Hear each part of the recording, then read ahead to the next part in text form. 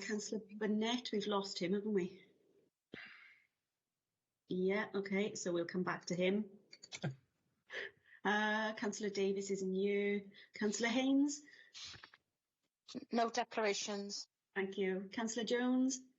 None. Councillor Parish? Norma, you're in mute. None that I know of, thank you. And Councillor Thomas? None, thank you. Thanks, members. Councillor Burnett is back. So Yeah. Councillor Burnett, any declarations of interest? None at all. Thank you very much. Catherine, can I just say, I've got the questions, but I can't print any off, so I don't know how to... I won't pick on you. No, I just look at it, but I can't. I am going to print it here. Look. No problem, Ron. All right. What we'll do, Ron, I won't pick on you for questions, but by all means, you join in with the supplementaries. Okay, yeah. Councillor Bevan has joined now, so I'll just finish off the declarations of interest. Councillor Bevan, do you have any declarations of interest? No, I don't have anything to declare, Kath. Thank you. Thank you very much. Okay. Moving on to agenda item 3, minutes of the last meeting, which are on page 3 to 10. Have anyone got any issues with the minutes? I'm not going to go through them page by page. Does anyone?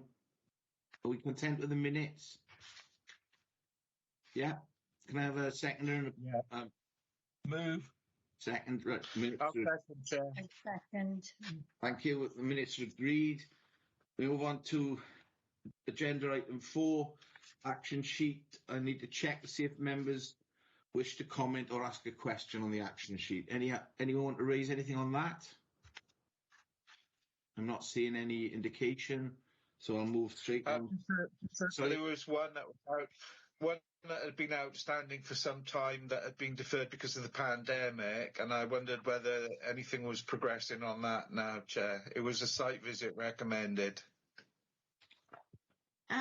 Nothing has been raised to bring that back to the forefront at the moment, Councillor Bevan, but just for point of note, early in the new year in 2022, we will be looking at waste again as one of our scrutiny items in the basket. So it might be worth holding on and perhaps doing it around the same time. Don't know what members think about that.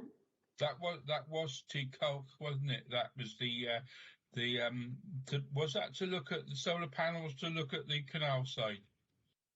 I can't remember which it was. No, it was the sorted. It's not T-Coke, the solar panels. It was the waste centre where they sort all the waste of the vehicles. That, yeah, I think what we'll do, if members are happy, we'll thank you for raising that, Hugh. We'll ask members for advice when it will be appropriate for us to visit, because it has been outstanding for a while, but we have been in the pandemic. Is that okay with members? Yes. Thank you, Hugh. That's what we'll check and we'll report back to members on that one. Okay, we'll move on. Thank you, thanks, Kath. No sorry, worries. Chair. Just a very quick thing before we move on. Unfortunately, I'm plagued by persistent IT issues and I'm unable to get into my computer at all this morning. I'm having to conduct this meeting on the mobile phone, which is fine, but it means I can't view the questions. So any that are allocated to me, would you ask them on my behalf, please? I'm very sorry, Chair, but I'm plagued with IT issues. I did mention to the committee members you'd sent me a message about your IT issues, Hugh. Yeah, I won't nominate you to ask questions, Hugh, but by all means come in and ask any supplementaries, which I'm sure you will. Chair, can I say that I've had a message from Virgin that my IT could go down at any moment. I've got questions on the other computer, so I can do that. But apparently in this MP44, I don't know if Hugh's got the same problem, but there's a lot of crashing going on. Okay, well we'll manage as best we can, Councillor Ashley. Thanks for that. Okay, we'll move on to the substantive item for today, which is the cleanliness of the borough, suggested improvements from the Association of Public Sector Excellence APSI review. My first job is to introduce our two invitees from APSI today. The one gentleman is Ben Parsons, who's a senior consultant, and Ben's name is showing up on the screen, so that's you. We won't mix you up, Ben. And the other gentleman is Dave Henrys, who's an APSI associate. Gentlemen, what we will be doing is we've got a series of questions to ask you, which members will do, and they will come in with supplementaries, and we'll see how we get on. So without further ado, we'll start off with the first question, which I think you were going to do a presentation of some description, but Norma, do you want to ask the first question, please? Sorry, Norma, you're muted. You're muted, Norm. Yeah, I've seen it now. I've taken it off. You've given the introduction, haven't you? Yes. Yes. Can you tell us what you found the most positive about No, that's not the first question, no, that's the second one. Is that? Yeah, I'll ask the first question, shall I? Oh, please provide a short introduction telling us who you are and what your role has been in the review. I thought you'd... Yeah, that's the first question, yeah. Yeah. Did I say it again? Yeah, go on then. Yeah, thank you. Please provide a short introduction telling us who you are and what your role has been in this review. Thank you, Norma. Thank you. Who's picking that up? Is that... Okay, I'm going to be leading on most of the answers today, Councillor Jones. Okay. But I'll bring my colleague Ben in as appropriate. So, yeah, good morning, everybody. My name's Dave Henrys. I'm an associate consultant with APSI, as Councillor Jones has said. I've been an associate for over 15 years now with the association.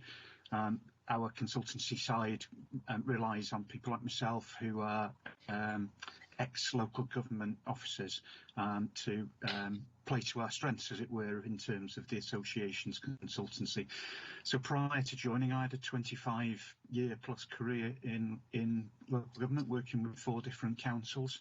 I started in Wrexham Council way back in 1980 as a work-study trainee, which meant that from day one I was out and observing and stopwatch bashing on the jobs on the front line, very much concerning the likes of the review that we've carried out with Torvine.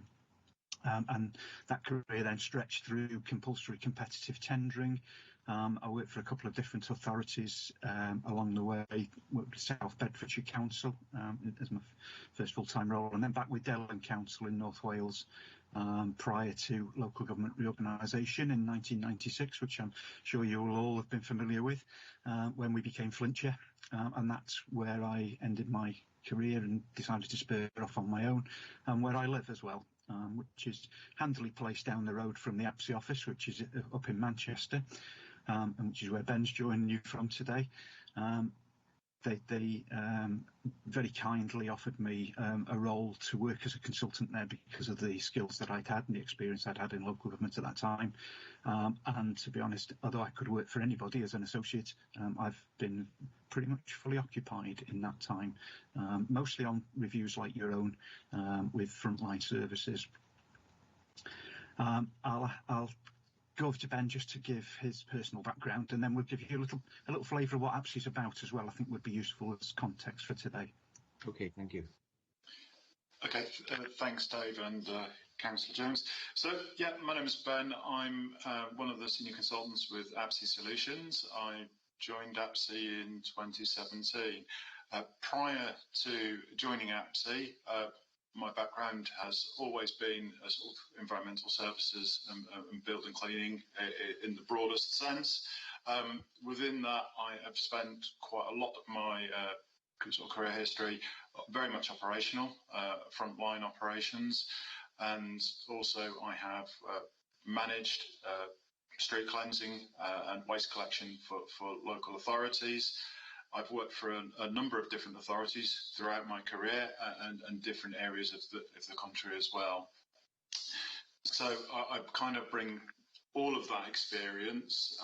Not only have I worked for local authorities directly and directly delivered services, I've also actually work for the contractors who have been delivering services on behalf of local authorities.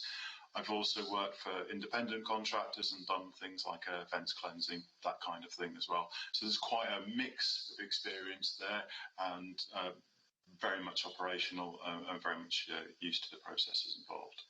So I shall hand back to Dave. He'll continue with the introduction about APSI and what have you.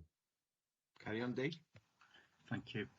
Yes, so I wasn't quite sure how familiar everybody was with our organisation. So APSI is the Association for Public Service Excellence.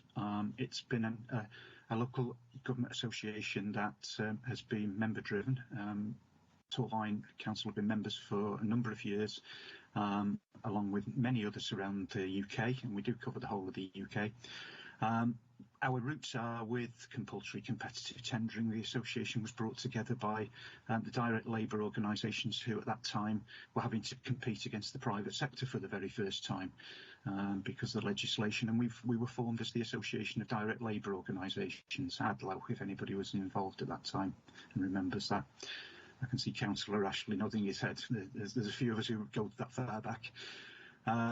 Over the course of time and changes in legislation, changes in government, best value became the buzzword and the key, and more challenges were presented. And the association at that time could have kind of said, right, okay, we served our purpose as helping through competition. We could disband, but such a good membership and network had been formed that it was decided to rebrand and continue in the APSI brand. And from that, the consultancy was born in around about 2000.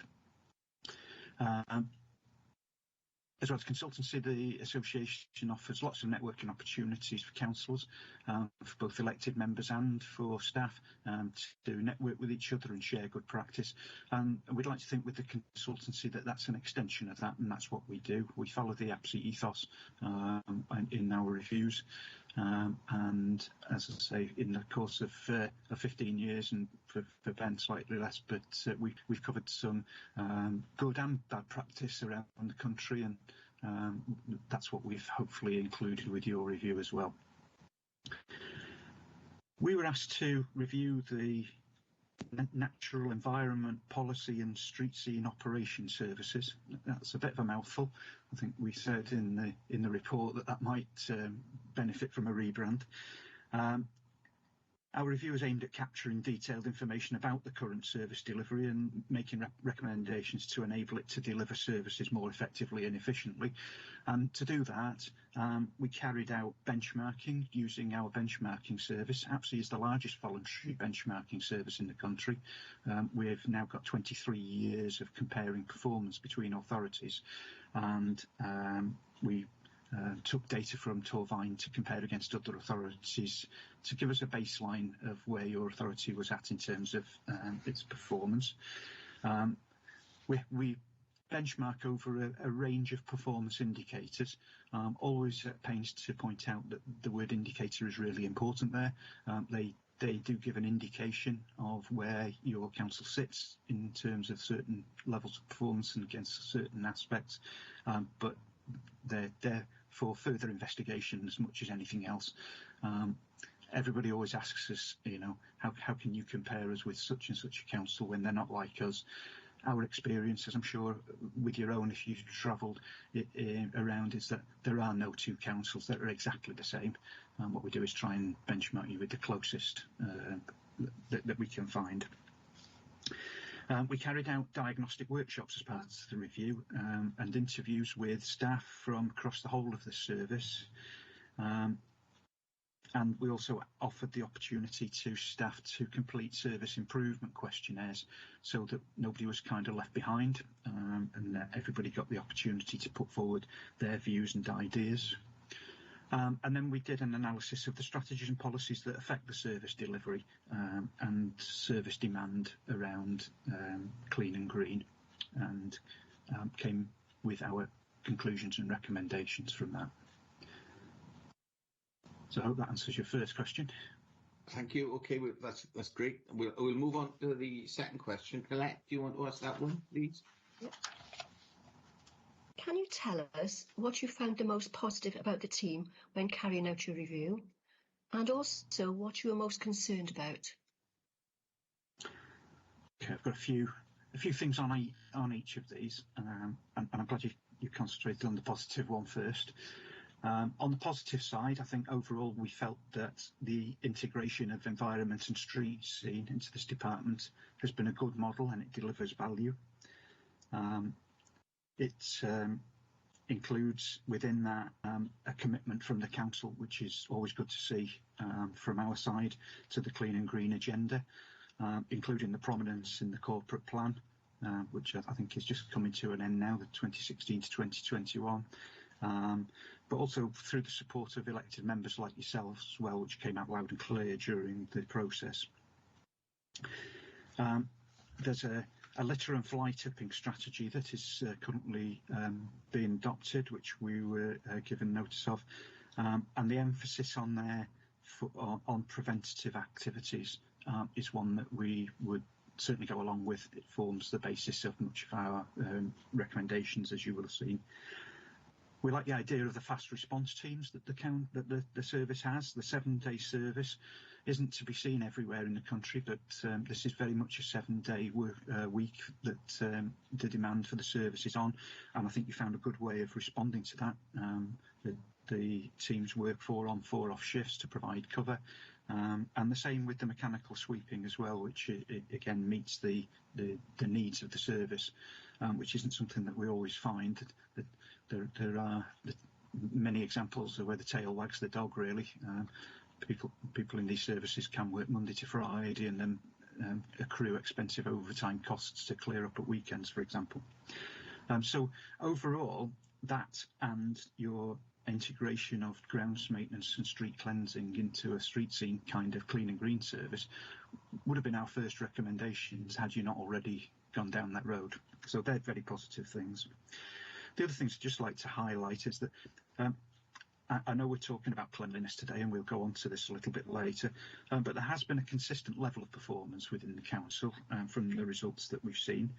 And although there's obviously room for improvement within that, I think we've also accepted from visiting your authority that the topography, and again, I know there's a question coming later on this, but the topography of the borough does mean that there are certain places that are always going to be difficult to keep clean. So we have to bear that in mind as well. So I think in terms of that, there's a good road ahead, I think, for improvement there. In terms of what we're most concerned about, one of the main things for both Ben and myself was having spent time at the depot just after lockdown was kind of released and the restrictions were closed. We carried out workshops, albeit outside. It's the first time we've ever done that, but to meet the COVID regs at the time. We were fortunate on day one with the weather, and we were able to put ourselves on the yard and have our attendees socially distanced around. But it gave us a very good insight into what they were telling us straight away was a major problem with the depot facilities at Tobline. And that really comes in 2 forms. First of all, on the welfare side for them, their PPE storage and drying facilities, for example. They've got some very, very old container units down there. And then more concerning for us is the health and safety aspect. There's no lighting in the winter for where they work and store. Traffic management issues mean that it's rather dangerous vehicle manoeuvres there. They have security issues and have had some of their equipment taken. And we were privy to the road and problem that exists there, which we saw through our own eyes during the course of that session. All of these have contributed to a rather low morale within the workforce, and that's always a concern, obviously. Just moving on, a couple of other things. Although I mentioned that the integration between environment and street scene has been good, and at frontline level that's certainly the case, there does appear to be a clash of cultures between the environmental approach of managing areas and looking at biodiversity and issues like that, against what is very much a traditional maintenance operation of grass cutting and those kind of traditional mowing activities that don't necessarily bear weight to how the areas are managed. For us, there's no real clear vision being conveyed of how public spaces are to be managed, which I think is causing some confusion and adding to the conflict between officers, and probably doesn't help for yourselves as elected members either. We know that there has been increasing levels of litter and fly tipping reported, especially during lockdown. There's a big frustration within the workforce that some of those are as a result of the council's own policies on things like dealing with side waste from refuse collection. Side waste is left tagged as being unacceptable, not collected, but unfortunately after being left then falls within the street scene service to go and pick it up afterwards as it's classed then as fly tipping.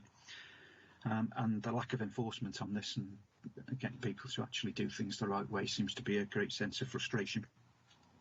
And the other issue, which I know has been addressed within the litter and fly tipping strategy, is the curbside recycling collection on plastics, which at the moment are done from open boxes, open to the elements, and seems to be resulting in a lot of the plastics, particularly where it's excessive in the box, being blown into the street and becoming a street scene problem again. Excuse me. And then the last one, just in terms of, and again we'll come on to this a little bit more detail later, commercial activities. More and more obviously councils are relying on commercial activities to try and bring in funding from external sources, and we find that there isn't really an acumen within the service there, no real experience or knowledge of running private contracts, as we'd expect with public servants at the end of the day. This isn't really an area that we're too familiar with. So that I think is something that we found to be of a concern going forward if you were going to drive commercial opportunities and income generation. Well, thank you for that, Dave. A lot of those issues which you raised, particularly on the concern side, we have picked up, and we will be raising a number of questions with members. So if members are happy, I'll move on to the next question. Hugh, are you able to ask the next question? I know you're on the phone. No, sorry, Peter. Can you ask it on my behalf, please? I'm unable to access the questions. That's fine, Hugh. Right, the next question is, what would you give as a definition of good cleanliness, and what does good look like? Okay, thank you. Okay, so first of all, in answering this one, I'm going to give an apology to those people who had to join us on the phone today, because I did ask Kath if we could provide some photographic evidence in terms of this, because the question kind of leads to what does good cleanliness look like, and I could sit here and describe it all day, but you wouldn't get the picture of it. We're very fortunate that street cleansing is a statutory service. It comes from the Environmental Protection Act. Councils have a duty of care to keep relevant land clear of litter and refuse, and there's a code of practice alongside that legislation that sets out the standards that good cleanliness should look like, and I thought it would be easier to show the photographs from that and add in the LEAMS standards as well, which is the local environment audit management system that runs in Wales, which has some photographs as well that give people a guide. And the idea is that the councils self-inspect against these standards, and whenever it becomes an unacceptable one, they should be reporting those. So with your permission, I'll share screen and just put some slides up. Yes, fine.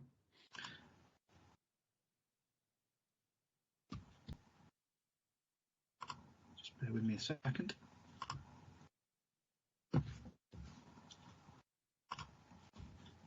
Okay. hopefully you should all see that. I've now lost sight of you all, so Yeah, we've got it. Thanks. thank you very much indeed. Okay, so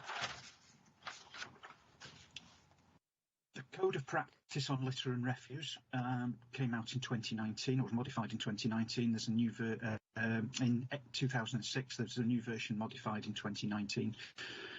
It covers in the main now the English authorities. So although the legislation covers England and Wales, as I said, Wales has its own LEAM system, but I'll show you both because I think it's useful to see how the two compare. They're very similar. The cleanliness standards are measured using 7 categories graded between A and D. It's pretty much A, B, C, D, but 3 intermediate grades have been added in the meantime as a B+, B- and C+, just to give a little extra scope. Essentially, what needs to be remembered in all of this is that anything that's graded as a B or above is regarded as acceptable. So not necessarily good standard in terms of what you asked in terms of good cleanliness, but acceptable. A is kind of classed as being clean. B has a light array of litter and detritus. C would be a significant one and require intervention, and D would be a heavy littering and detritus. Grade A states no litter or refuse and no detritus. Detritus is the roadside gunge, if you like, that the big sweepers clear up. Now, Grade A should be achieved immediately after cleansing. That's the specification there. So that's the standard that you should be achieving once the work has been completed. And then it's obviously, depending on the areas, the degradation of those areas takes a period of time. Cleansing activities are usually timed to make sure that, although a grade B would be acceptable, and that is to be predominantly free of litter, refuse and detritus, apart from some small items, that we make sure that really the areas don't go to an unacceptable level, which would be a grade C. I'll show you this in a little bit more detail on the LEAMS one when I show you how the interventions work. Grade C is, and I'm sorry about the quality of the pictures, these have been lifted from the PDF file that the Code of Practices. I don't have a clean copy to have been able to scan, unfortunately, but it gives you an idea, hopefully. But there's a widespread distribution of litter and or refuse and detritus, minor accumulations regarded as unacceptable. Grade D, which hopefully never see in terms of your areas, would be heavily affected by litter and refuse and detritus, and obviously that would be an immediate response required. As I said, there's a different inspection and reporting method within Scotland and Wales. They both use a LEAM system, both slightly different, but I'll concentrate on the Welsh one because obviously it's appropriate. There are 5 grades of cleanliness within the LEAMS, as well as A, B, C and D. There's a B+, which is essentially no more than 3 small items of litter or refuse within the transect. And the transect tend to be about 50-metre run or a view that people can see, rather than inspecting the whole of a street, which can be exceedingly long, of course. The response times, this is probably the most important, and this is what we set. One of my jobs in my mild authority was to set the street cleansing schedules up to make sure that we never were in a state of unacceptable, as it were. So should a town centre, zone 1 area, fall to a grade B, your authority is expected to respond to that within 6 working hours. And usually that means that as long as you're visiting every day, you'll never fall into into anything over a B standard, so always acceptable. If it goes to a C, then you've got 3 working hours to pull it back. If you have town centres that are regularly attracting lots of litter, then your schedules would probably set up for 2 visits a day, for example. Can I just stop you a sec, Dave? Yeah. Councillor Hayes has got a hand up here. Shall I just take that? Because it might be something you're speaking about now. Certainly. Councillor Hayes? No, Yeah, thank you, Chair. Just to ask, could we have a copy of your presentation, please? Because it's been really helpful to me already. Great stuff. Yes, certainly. Okay, thank you. Thank you. Sorry to interrupt. Okay. No problem at all. Yeah, yeah. What if anybody does have questions while I'm going through, please, yes, go for it. So yes, the next zone 2 is high density residential areas, normally 12 hours to respond to those. So you'd expect to see daily visits and to make sure that stays acceptable from B.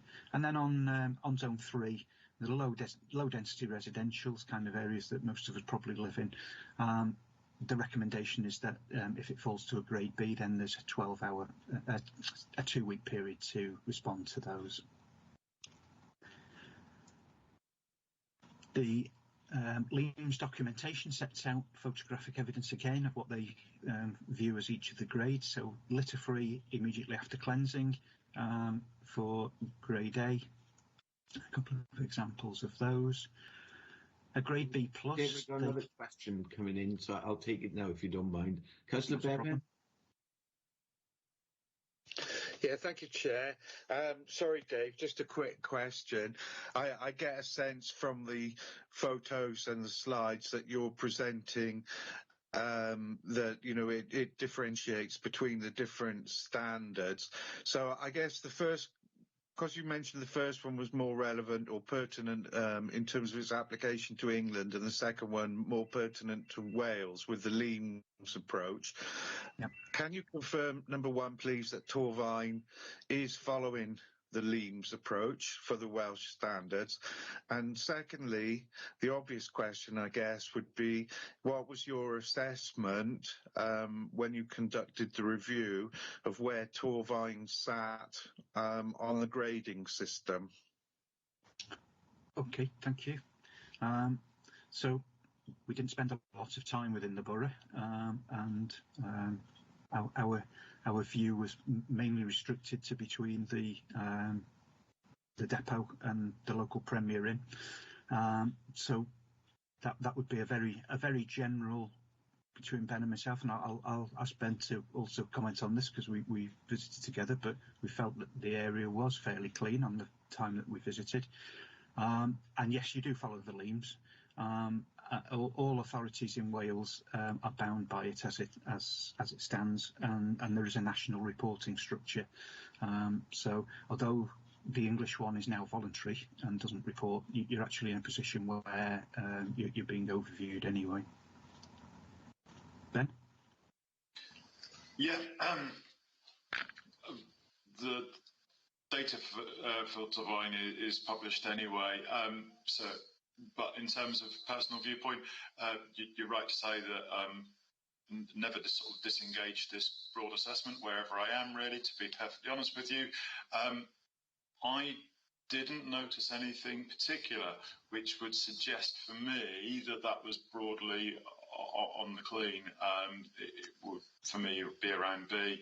I think there's perhaps some detritus that I identified, but nothing significant. And I don't really recall seeing litter much at all. But clearly our view was restricted. Thank you. Okay, thank you both. Okay, thank you. Councillor Ashley, you've got a hand up. Sorry, Dave, Yes, let them come in. Yeah. That's very interesting, your remarks on it. The other thing that we have a lot of at the moment is what since pandemic is voluntary litter picker-uppers. And I'm wondering whether the big items are being picked out by them. I've got a lot in my ward and a lot along the canal. It might be that where you stayed there, you might have found that they've been doing that. My other question is our old friend, the weekend. You say about we as a council are certainly doing the 7-day week stuff, but the problem's always been what happens the weekend, and where certainly in a ward like mine, where you've got the town centre and you've got various the villages where they've got the takeaways. Is there any significant difference between takeaway trails and residential areas? Because that's where my specific questions would be on subjects like this.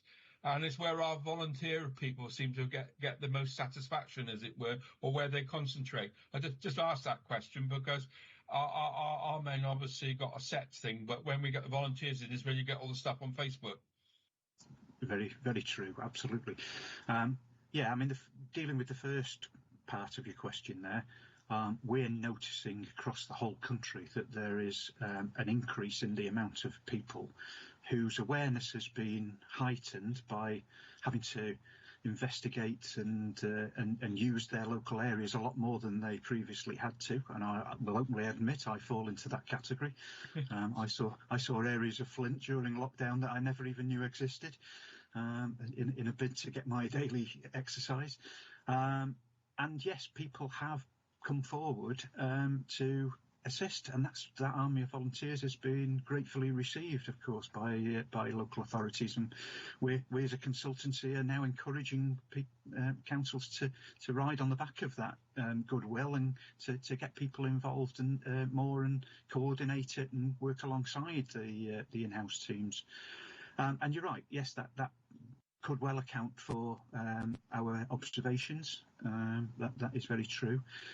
In terms of what kind of litter, if you are in a town centre area or an area that has retail trade and takeaways, if I just flick back my slides, you very probably would regard those as zone 1 or zone 2 at the worst, where they should be receiving at least a daily visit to keep that level of litter down.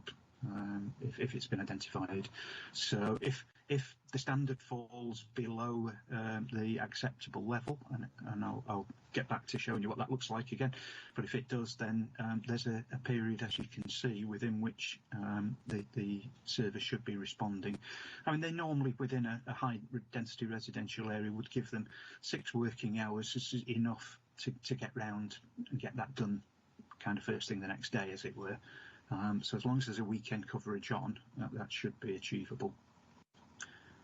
And the other thing is that their own inspections should highlight where the hotspot areas are as well. So if there are areas that persistently causing litter problems, then we would expect those to be visited on a higher frequency as well. Does that answer your question? Thank you. Yes, it's the fact that we've also got a privatised town centre who's got its own squad, as it were. Cwmbran is quite, that's the problem we have there, unfortunately. Right. Okay, thank you. So, the Grade B plus, which is unique to the Leams, is for no more than 3 pieces of litter. So I think this is where a Grade A is difficult to achieve, and the photograph probably shows that, where the road surface isn't as intact as it should be. So it's still acceptable, but obviously within that frame. Grade B is not much litter at all, just a few small items. A couple of examples of this from the Leams guidance. Grade C, though, as you can see, quite a lot of litter building up, and this is when interventions start. Roadside verges as well, and then Grade B, which, as I said, hopefully we don't see a lot of if schedules are done right. Large accumulations, big build-ups. And this kind of picture kind of sums up the previous question, really, about fast food, and especially dealing with areas that have quite a good nighttime economy as well. You'd be looking to get those done early the next morning to keep that from the public eye. So a few examples there, hopefully, of what we would say good cleanliness looks like, as well as what does bad cleanliness look like as well. In addition to this, APSI has its own, it's adopted its own inspection methods. We've teamed up, it was a scheme that was developed by the Scottish authorities in the first instance, because there's no similar cleanliness standard or inspection standard for grounds maintenance. What the Scottish authorities have done is created a similar standard on the basis of Leams. and they inspect it in the same way pretty much, but they've called theirs LAMS, which is the Local Audit Management System, and we've been offering this out now to authorities, particularly like yourselves, where you've got an integrated service, where people are going out inspecting. There's no reason why they shouldn't inspect open land and grounds maintenance areas as well as the streets, to ensure that both are being kept clean. So one of our recommendations again was to adopt either. I mean, we're not here to sell our system, either to adopt our system or to adopt a similar kind of system for yourselves. Okay. Should we move on? Can I just say to members that Councillor Haynes isn't very well today, so I'm not sure if she's left us, but she did warn me at the start of the meeting that she may dip in and out because she's very poorly today, just to let you know. We'll move on to the next question. Stuart, Ashley, can you ask that one, please? Do you have any good practice examples of enforcement and education that you can share with us? Have you got that? We do, yes. So something that in terms of the benchmarking for APSI, I've had the lead for street cleansing for well, actually probably beyond the time that I've been a consultant. So we hold lots of events on street cleaning, and we have different authorities that come and give us presentations. So I've been lucky enough to pick up quite a few different things over the years. So again, I've just kind of put together a little bit of a slideshow for the basis of what good practice might look like. Obviously, it depends how much investment you want to make into education and how forceful you want to make your enforcement. But they are, without any shadow of doubt, the two things that sit behind what needs to be a change of behaviour that needs to take place with people in this country to make environmental crime socially unacceptable. And I think most people accept that and recognise that, and campaigns are mostly put together to deal with that. Again, I'll just share some content if that's okay.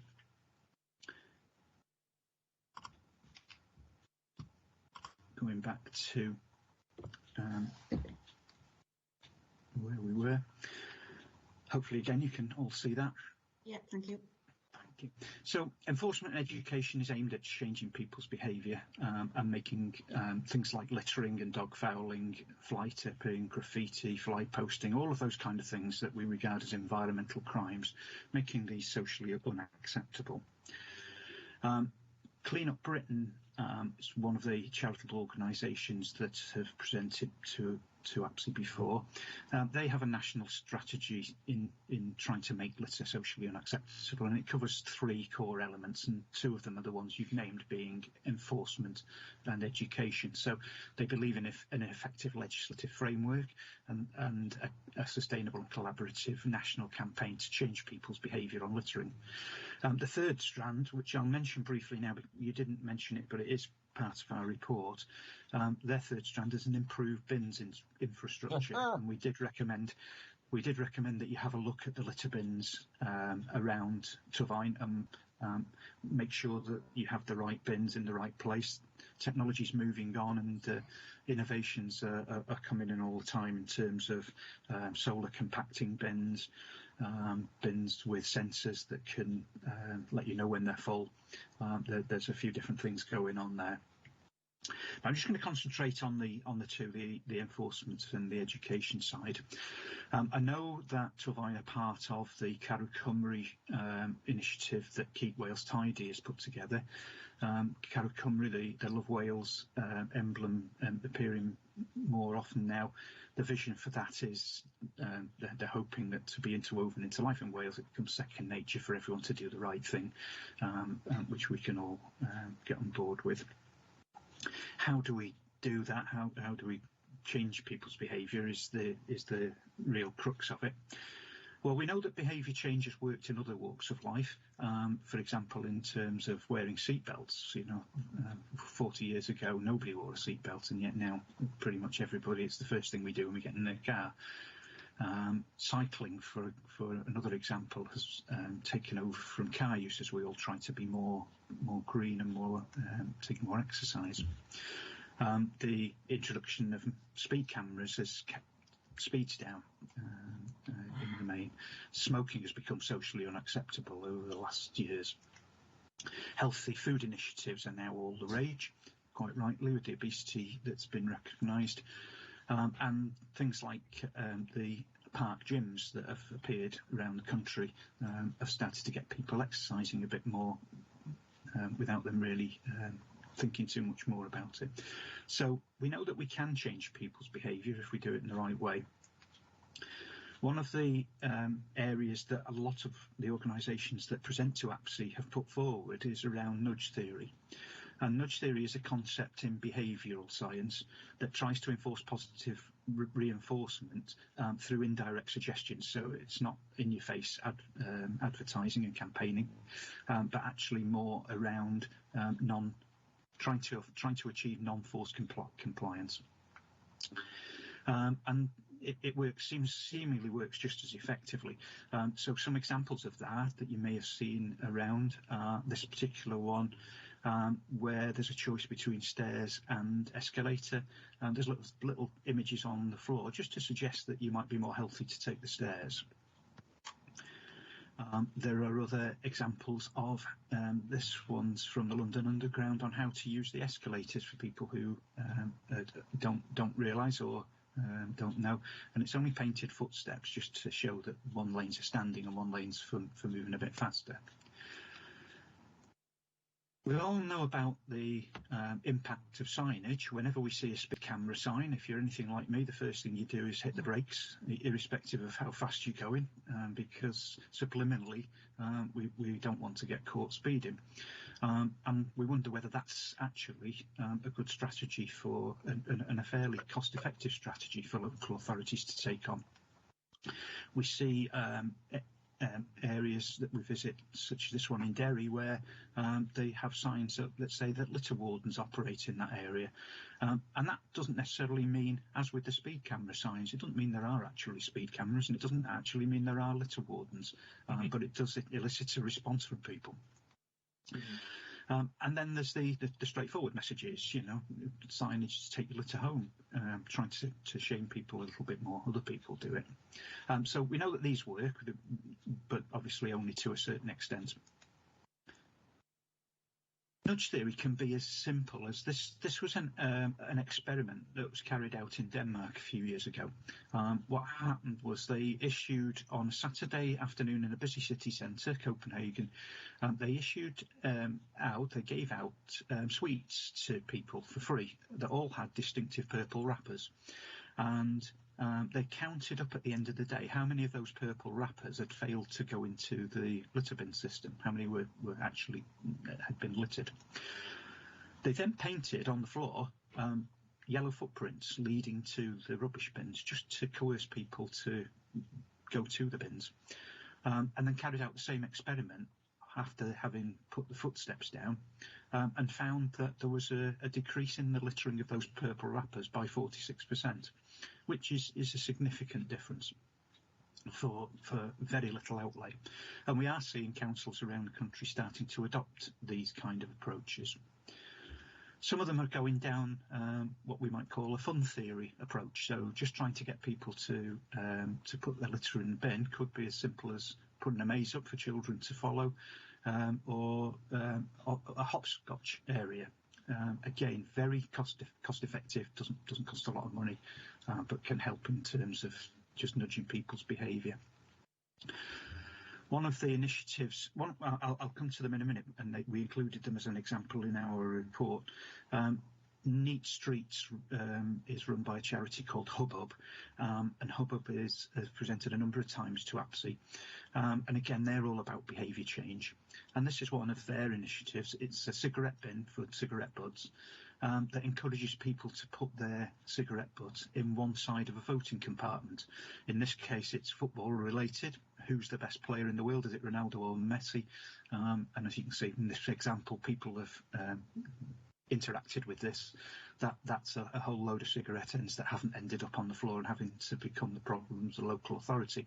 And you can make those into any questions that you see fit, that are relevant. Dave, can I just bring in Councillor Ashley a sec? Certainly. I wanted to talk about bins. Can I do that when you finish, please? Okay. Sure. Carry on. The other aspect of nudge theory is to actually shame people and try and get them to do the right thing by shaming them. So these kind of poster campaigns that Keep Britain Tidy run, you may well have seen these around. They are a pair of eyes that are allegedly watching you, and they have proved that these work. That people feel like they are being watched and they do the right thing. Another one was in London. One of the authorities painted around their chewing gum on the floor in fluorescent yellow paint just to highlight the problem that they've got, and try and keep people from putting more down. And then same with dog fouling. There are a number of authorities who stenciled on the floor just to remind dog walkers, particularly on known dog walking routes, just to pick up after their dog. I mentioned Hubbub. They carried out a campaign. They've done a number of campaigns with different councils around the UK, and they're always worth having a look at their website online. This one was within the city of Westminster, and it just was to highlight cigarette ends as the blight that it is, but obviously on a larger scale. And they also highlighted through a series of posters and boards what the problem was with chewing gum and chewing gum being dropped on the floor, and invited people to fill in the pictures on the boards, but with some information around it about how much it costs to clean up after it. This one was about completing a famous face. This one was to complete the answer to the question, how much does it cost to remove gum from the streets? That £56 million in the middle there that they came up with is actually chewing gum that's been placed on the board. So it's kind of a double effect, really. It's keeping it off the floor, but it's also part of the education process. One of the best campaigners that we find over the previous years has been Belfast in Northern Ireland.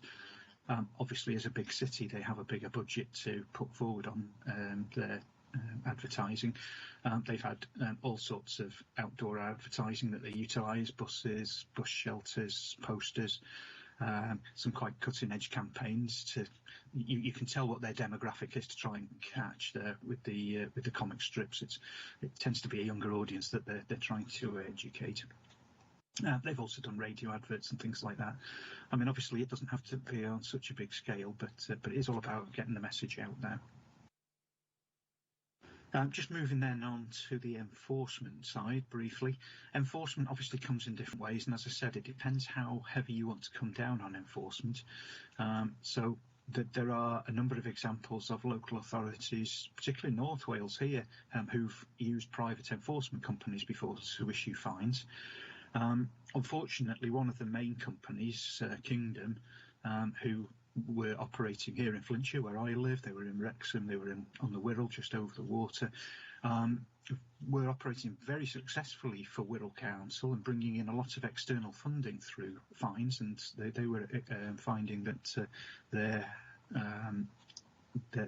income was increasing significantly because of it, as well as the cleanliness going up. But of course, you may recall that they were subject to a BBC Panorama investigation about some of the tactics that they employed in obtaining some of those fines, and as a result, it's kind of put councils off from using them, and they've had their contracts expired in a lot of places. It's kind of a bit of a shame from our aspect. It's something that, if it had been done right, could have really worked well for councils. And I think there are some still who use other companies who are finding that it does. From your own point of view, we mentioned within the report that the street scene operatives gather evidence from fly tipping that they find, and that goes forward for hopefully prosecutions. It does require, obviously, a big aspect of support in terms of legal and backing from the council to take that through. Not all councils are prepared to go through the efforts, which sometimes lead to no reward of trying to prosecute, but those that have had big results. Can I just bring in Councillor Burnett, who's got his hand up? I was waiting to say something. I just. Yeah, I'll just let Ron come in a minute. I haven't forgotten to do it. Thank you, Chair. Thank you, Dave. Yeah, what I'm finding from this is so interesting for everybody. I'm sure as members we get so frustrated with litter and the mess. I mean, you had on one picture there, and a litter bin's full, take it home, but they use litter bins as a dumping ground for their household rubbish as well, as we all know throughout our borough. We did pick that up. Yeah, it so annoys me, and I very often, no matter where I am, I'll ring it through to say they've left the bags. I've seen them get out of the cars, empty their bags out of their cars on the side of the road, because they see a bin, they think they're allowed to put on the side, which we know is deemed as fly tipping then. And as you were saying, it's all education. We'll get there eventually, but with chewing gums, as I say, I know we have taken some litter bins away off, like not bypasses, but they're going towards Averdryness, where they had bins, and I've been on it for quite a few years, and they've taken them away now because they were just using them as dumping grounds. Well, the bins were encouraging people to put their rubbish out their cars and carrier bags, black bags, but now the bins are taken away. It's alleviated the rubbish problem there because they can't see a bin, so they just drive on from there. But as you say, Dave, it's strange education. how it works the other way, isn't it? Yes, yeah. And I've noticed because I got the quite often, and they say the bins are gone now and the rubbish is gone. But you'd think, as we know, it's got to be education, and say the picture you got is enforcement, and again, it's finding resources for it all as well, isn't it? Absolutely. I got two other councillors, Dave, to come in. Thank you, Dave. And then you. Can I say my bit now? I did hold off. Yes, do it. Yeah, right. The bit about bins was, I love what you're saying here about education, because that's what I hope we see.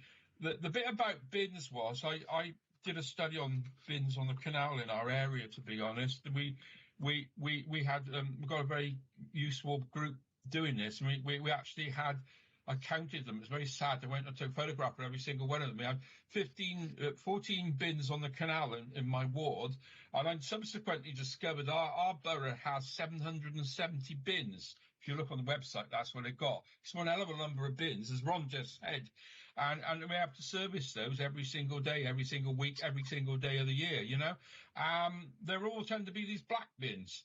And I wondered whether we could do something, a bit more exciting with them. You go to Bristol, they've got painted ones. You go to other areas, as you said, they do. Have you got material which can show what, like you said here, that could make some of this a bit more meaningful? I know the town centre does other things. It seems there's a lot of ideas. The problem is this obviously costs money. It comes from publicity, which is evident by your material. And you need to run campaigns with it. And some of it has to be fun. Now we've done things like that as a council. We've had other things we've done. So we're not a little bit of imagination. Sometimes we can do that. That looks really useful. Some of the stuff you've been putting up there. Bins are not cheap, as Ron said. A bin costs £400 plus the installation. They're not cheap. As a community councillor, we have contributed to them in the past, so I know how much they cost. Yeah. They are very useful, and I do agree with Ron about in the wrong place they get filled up with other things. I also, the novel idea of getting bins to do things, that's something we really need to look at. So no, I'm quite excited with some of the things you put there, and enforcement. I know the example that somebody actually jumped out on my son-in-law when they're doing that. It tends to be young men and people like that, and that was a problem. And I think if we're enforcing, and we have to go across the piste on that one, and that's always been a problem. Okay, we're going to have to. I've got. Can I have a comment about the bins, please? Yeah, I'll wait a minute. 770 bins is a lot of money. Okay, I'm gonna bring Hugh in quickly and then go back to Dave. And I am conscious of time because the officers which we've got to bring in, some of them got to leave early. So, Hugh, do you want to come in now? Go back to Dave. Yeah. I think Councillor Stuart Ashley has touched on this in terms of the issues with the bins, that obviously the bins that we have, they have to be serviced. But I wanted to ask a couple of questions regarding financial aspects to these, because previously we haven't had any budget available at all for bin provision. And that's been an issue year on year. It's only this last year that they did make some provision for a small number of bins. So I wanted to ask, is Torvine an exception in this instance by not having a budgetary provision for bins? And would one reasonably expect there to be a budgetary provision for additional bins, even replacing bins when they get vandalised or what have you? And secondly, following on from that, one other big thing that the report highlighted for me as well is that there's no budget available for education surrounding littering. And again, if we're being benchmarked against comparative authorities, is that something that's unusual and needs to be addressed as well? Thank you. Okay, I'll go back to Dave now, if he can try and answer those points raised by the council. I'll try and bring all those together quickly. I was going to say, Dave, if you want me to pick up on bins, I can do. Yeah, go. You start off with that. Yeah, I mean, there's quite a lot of comments there around litter bins, and they're all really pertinent. There are a number of observations around the placement of litter bins. One of them is not only are they costly to purchase, my experience tells me that, but it's also the onward continuing servicing cost. Emptying and servicing of litter bins costs a lot of money, and whilst people, recognise the cost of the installation, the actual onward servicing cost is considerably higher. So where that takes me, and I have got quite a lot of experience around the placement of bins and very sensitive to it and understanding all of these implications. And again, lay-bys is a classic example. One of the authorities that I worked at was straddled the M25, and one of the lay-bys was used by truck drivers a lot. So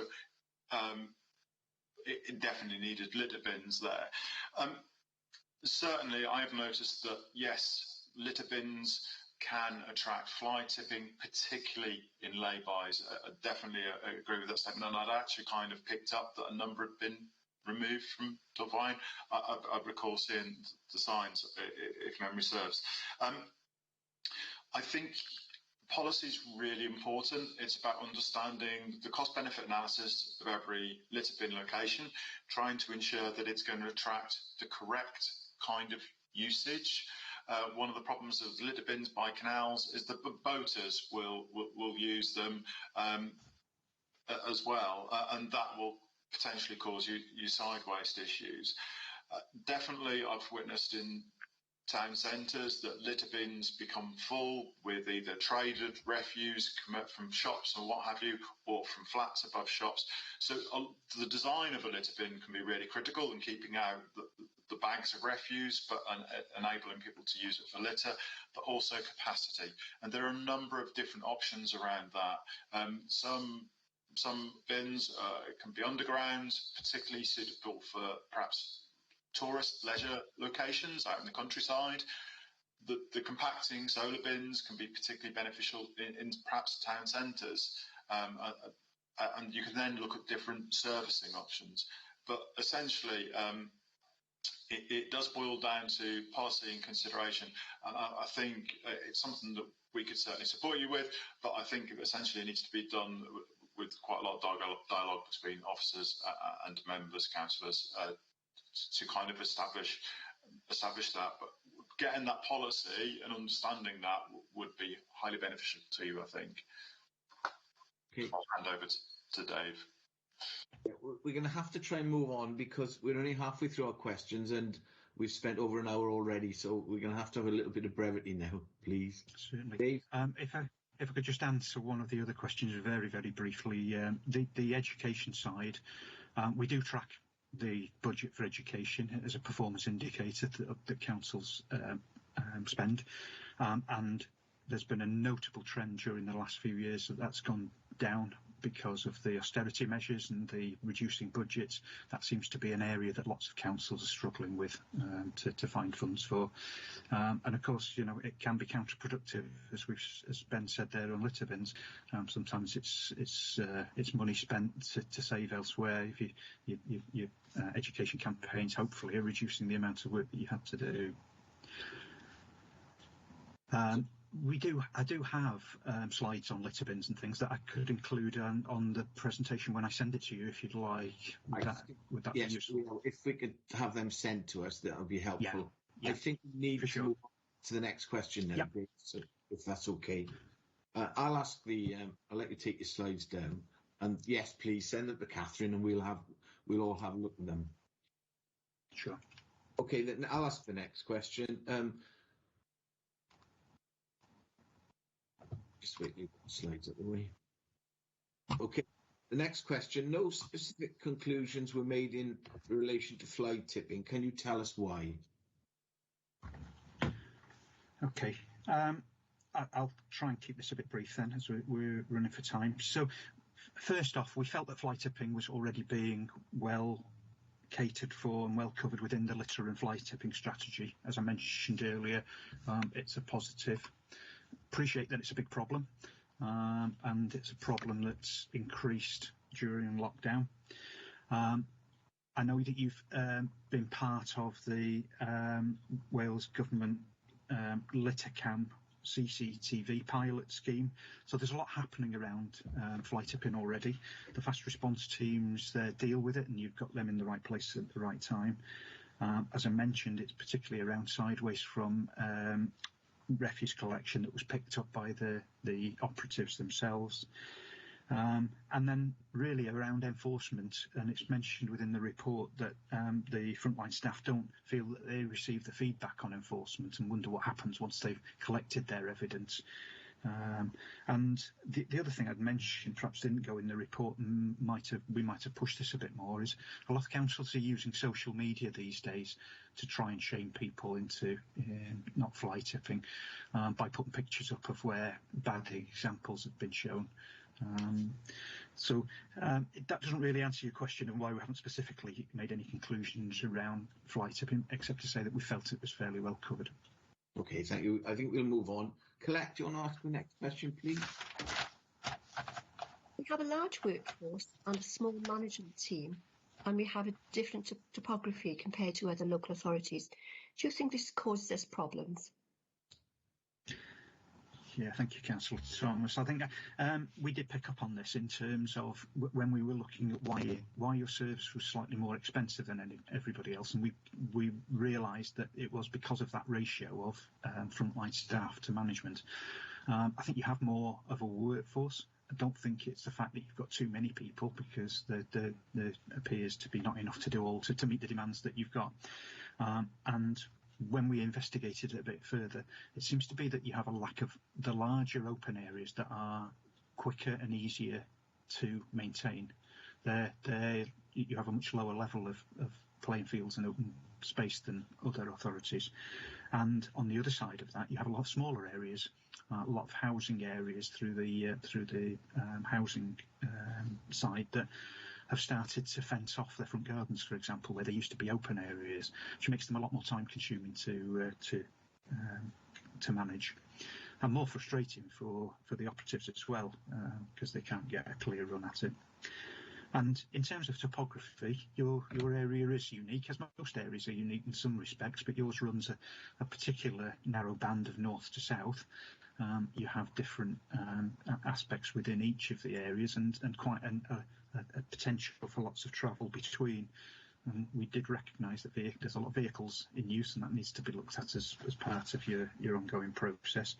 But making the most effective use of travel between sites obviously becomes important when you've got that kind of topography as well. Okay, Stuart, you want to come in quickly? Yes. In this question was also the bit about us not. You did pick up that we have small ratio managers. Over the last my time on the council, we've lost experienced senior managers. There was in this question that question as well. Do you feel that's been a problem for us? Sorry, Councillor Ashley. Yes, you did ask that as well. I did put in my prepared answer that you actually have only two supervisors on the service, which might be a bit unusual, but there is a trend within councils dealing with their budgetary problems to go more and more towards the working charge hand model than supervisory. Supervisors over the years have tended to be moving more away from organising their workloads and traditional supervising, to being a lot more administrative. It's placed more of a reliance on the senior members of the work teams to do their organisation and of teams and workloads, and that actually isn't a bad thing. Because at the end of the day, they're closer to the job, and it does free up the supervisors, who we would feel probably need to have more of a monitoring role. Very often the kind of inspections on cleanliness that we were looking at earlier are carried out by supervisors as part of their roving duties. That's where you're heading. Yeah, that was the question I was asking, because you did make observations in there, which I did pick up on the managers and the supervisors and the equipment to go with it, and I wondered what your views were on that. Yeah, we really feel there's an importance in the monitoring side. The failure to measure is the failure to manage, as far as we're concerned. So yeah, what we don't like to see is supervisors sat behind their desks all the time. Thank you. Okay, there's two questions left, because Dave, you touched on both these questions in your opening remarks. So I'll ask the two questions, and this will give you the opportunity to finish this part of the meeting then.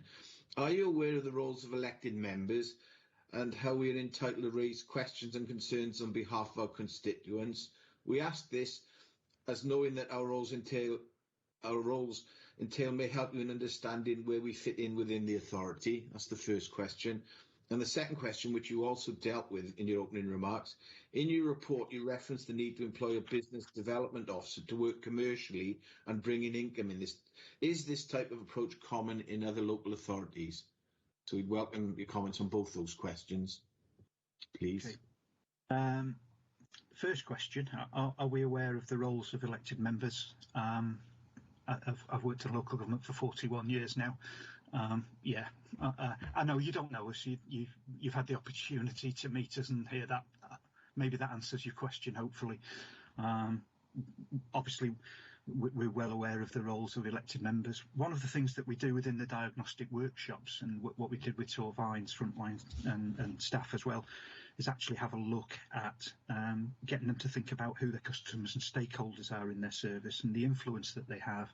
And we place those in terms of who are identified as being the highest. And elected members are always up in that top quadrant.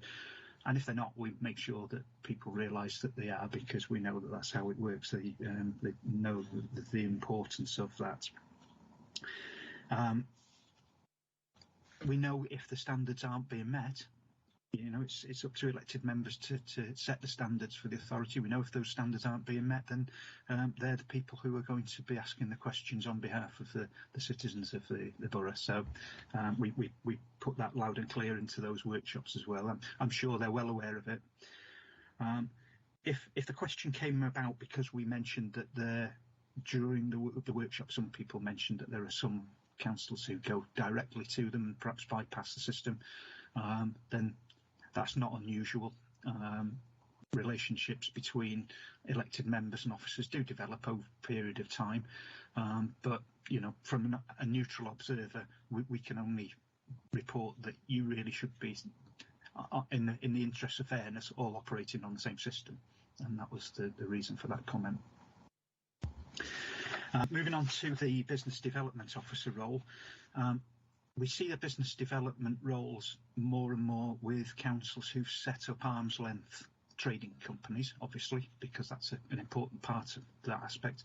And there are a number who've taken the opportunity, as I said earlier, to try and get the income into the authority to replace that's been lost from central government budgets.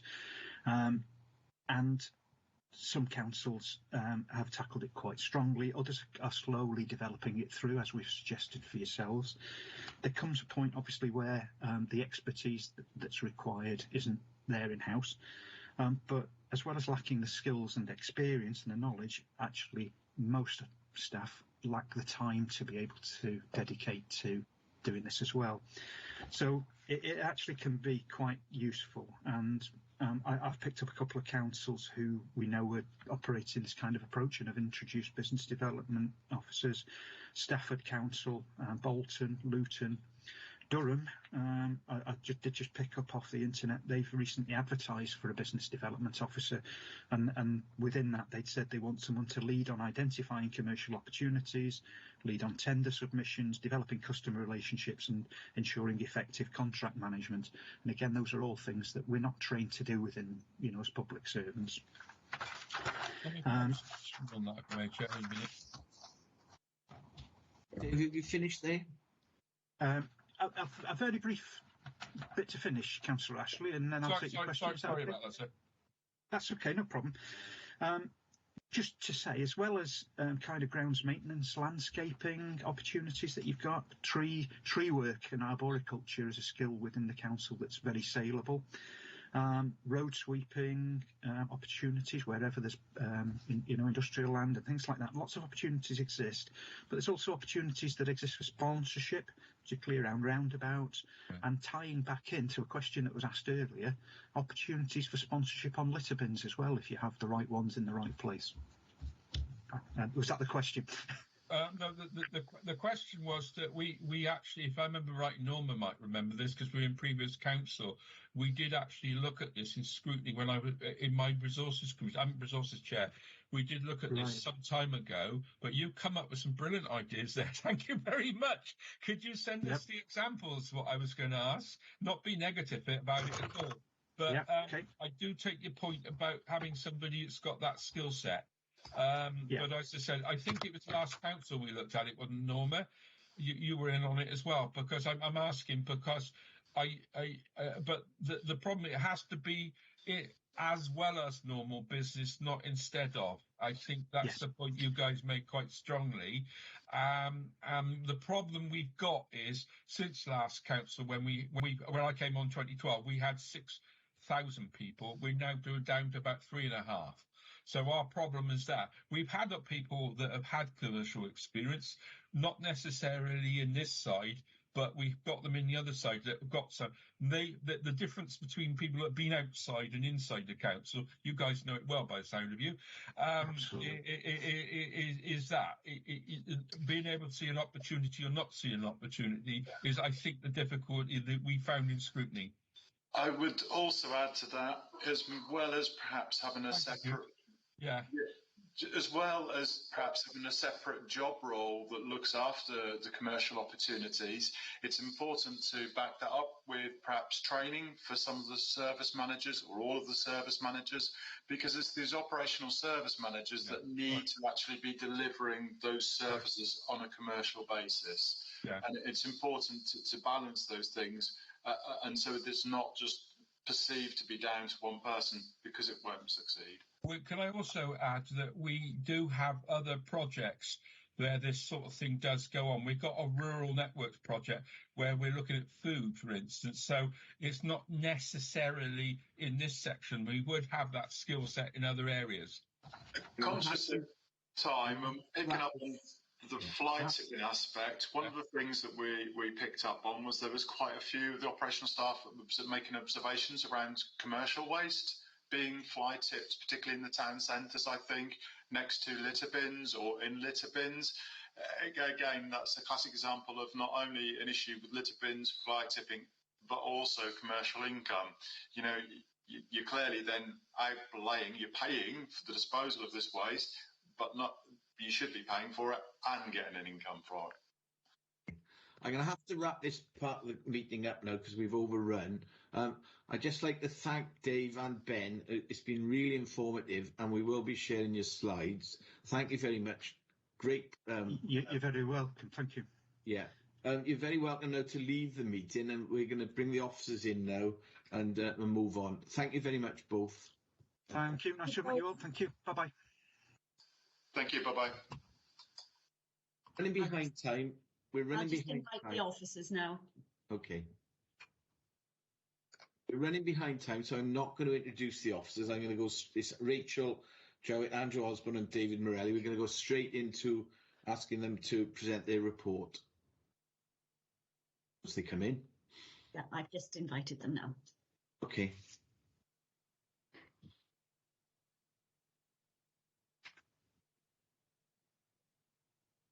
It's Rachel.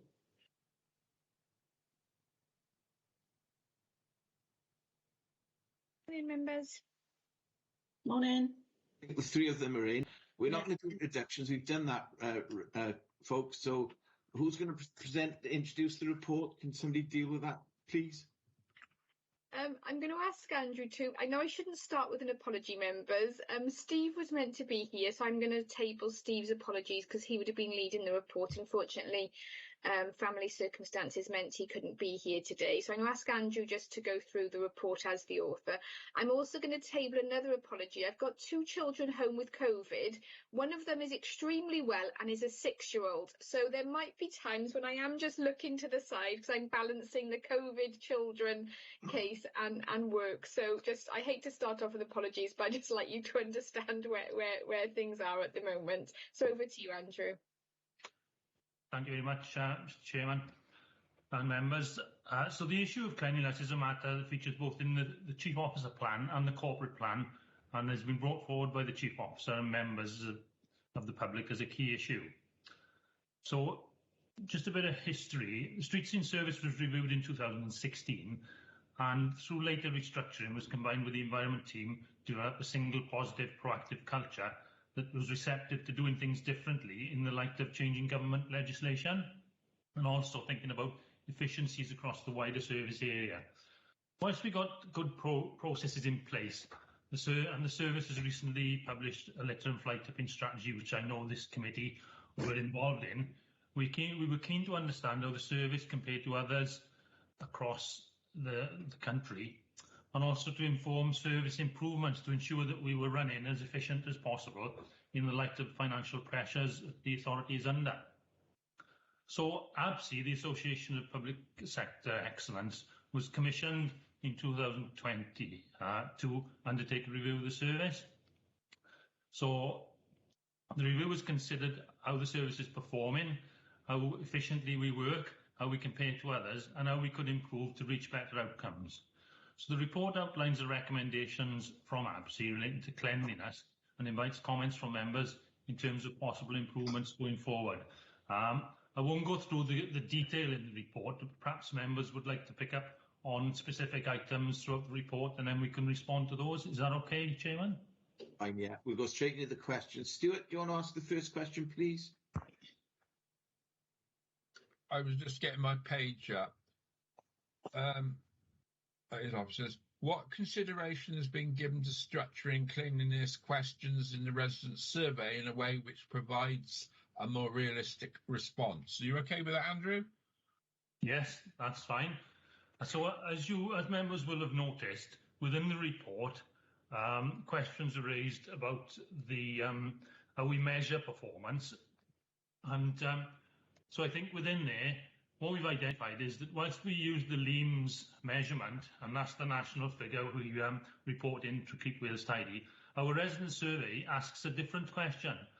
And more or less what we're saying is that if we ask the residents, do they agree that their area is free from litter and rubbish, then whether there's 10% litter, 30% litter or 90% litter, we're going to get the same response.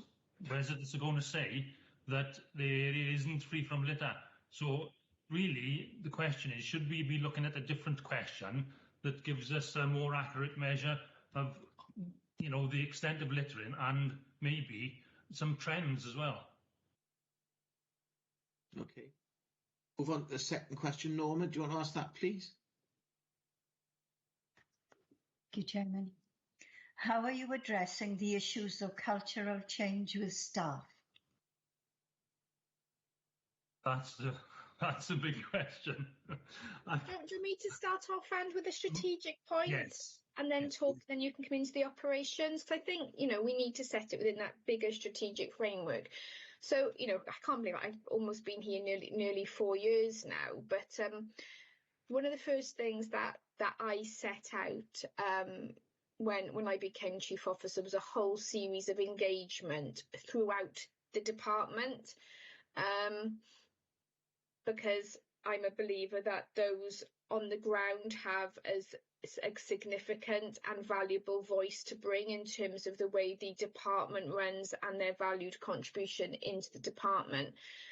And this was quite a change in direction in terms of Chief Officer engagement with frontline staff. So I actually held facilitated sessions with the street scene staff in early 2018.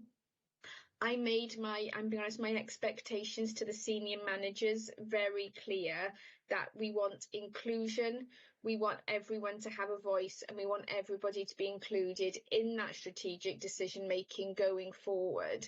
And I've got to say, Andrew has picked this up brilliantly, because obviously Andrew was also new to the operations world as well, around about this time as well, when the street scene service was brought together.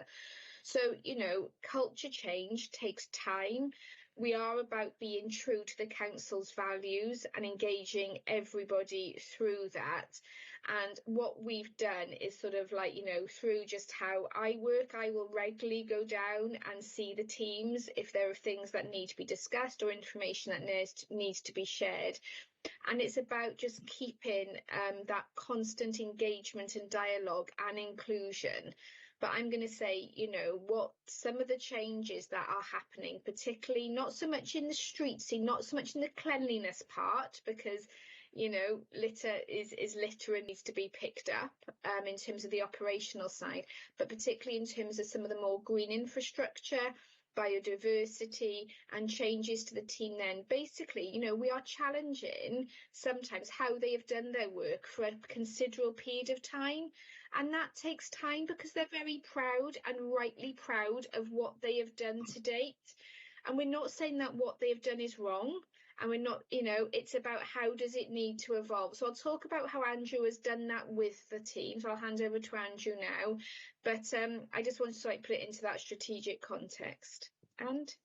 Yeah, so yes, it is a big challenge, and we have to recognise, as Rachel is saying, that, you know, things have been done in a certain way for purposes that might be different now to what we want to do. So, you know, I think there's a big educational and understanding task here for all the staff involved.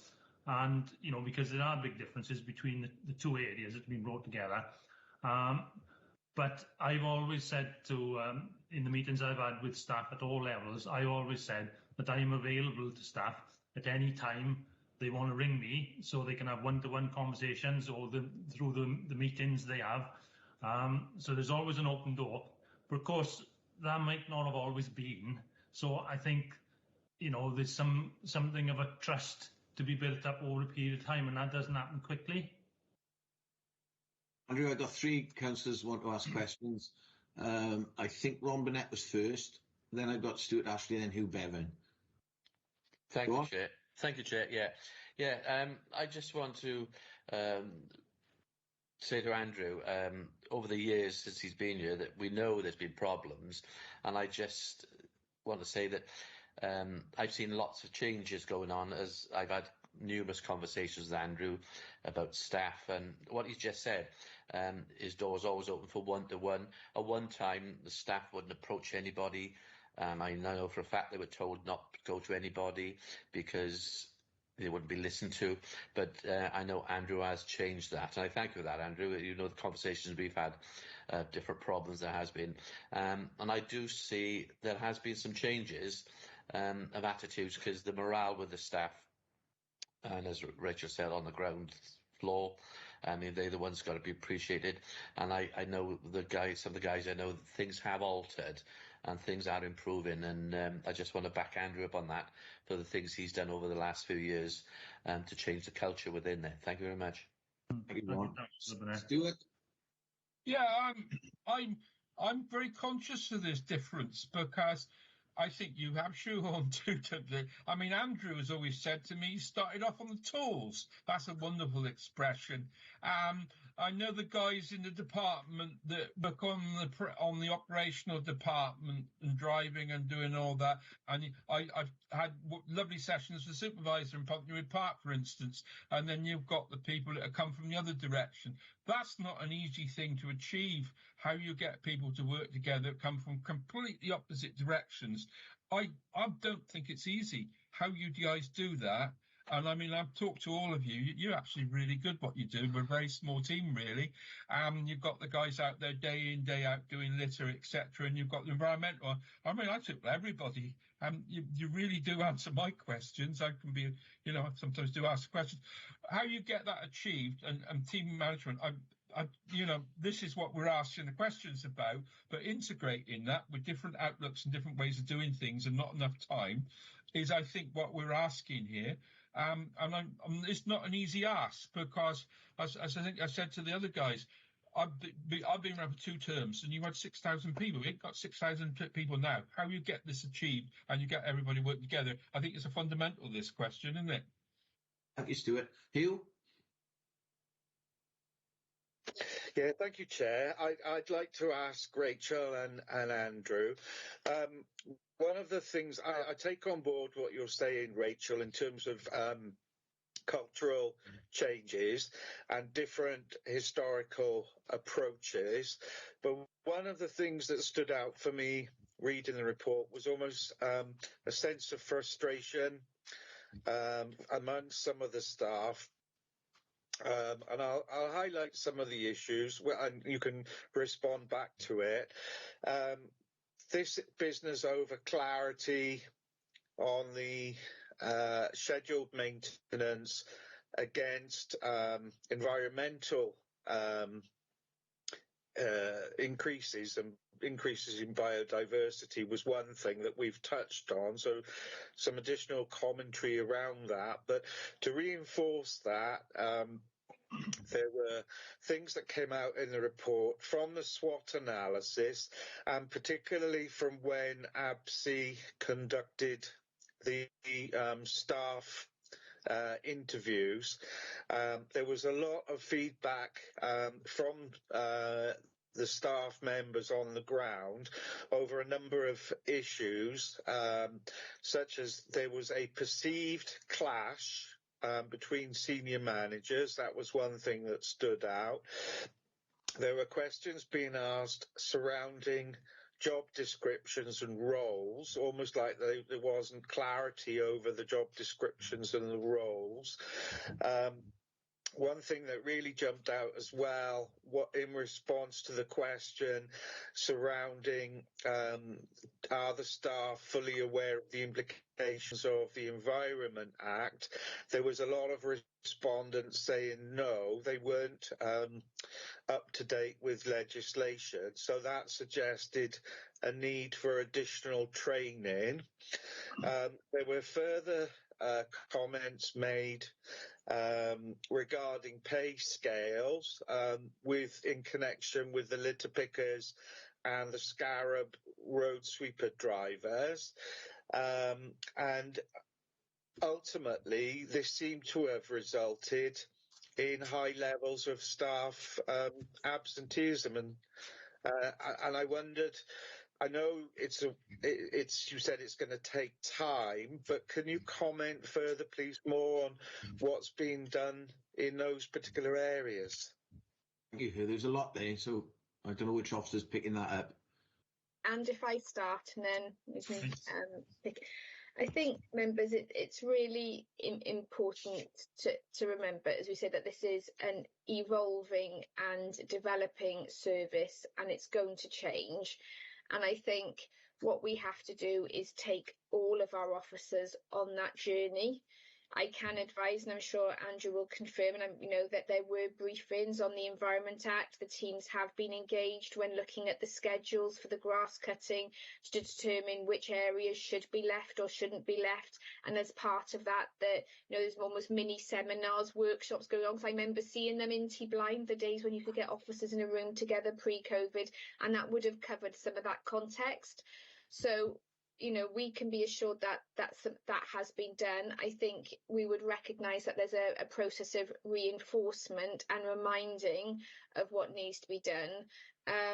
But also in terms of pay scales of officers, I think, that is something as head of paid service territory that officers need to look at in terms of how the service is run efficiently and meets outcomes. Because it's policy and performance and sort of like community outcomes that need to be looked at. I think in terms of that perceived clash between senior officers, again, I would say that, sometimes this is about perceptions rather than about reality. And it is really important that all of the managers work clearly together on the set outcomes of the service. But as we said, this is also a change, and change can be difficult. And I think this is why we brought ABSI in now, recognising that we are on this cusp of change, to identify to us where are the key areas where we need to pay attention to help us prioritise moving forward. So I'll hand over to Andrew now to cover any gaps, but I'm assured we've done what we need to do, but also recognise that we need to carry on doing the engagement, the reinforcement, the training to take it forward. Yeah, I think communication is the key to a lot of this, and whilst we've communicated to the operatives the need for change and justified it, and many of them understand it, others perhaps don't understand it as much. But ultimately, when we're asking people to change the way they do their jobs, then it's not easy to do. To do what you've always done in the same way, people are confident with that and they feel safe. But when you're asking them to change, particularly practical people, it's not easy, especially where there are barriers like the right equipment, and maybe the schedules need to be looked at so as they're more suitable to the new arrangements. But all these things we're working through with staff. But it isn't surprising that they would raise these as concerns, because obviously some have been anxious about it. Okay. Can I ask a quick supplementary on that, please, Chair, that Andrew's just touched on, and I'm sorry to present this as like another negative question, because I want to acknowledge that there were some positives that had come out that APSI commented on by combining the previously separate departments. But APSI did also highlight low staff morale being an issue.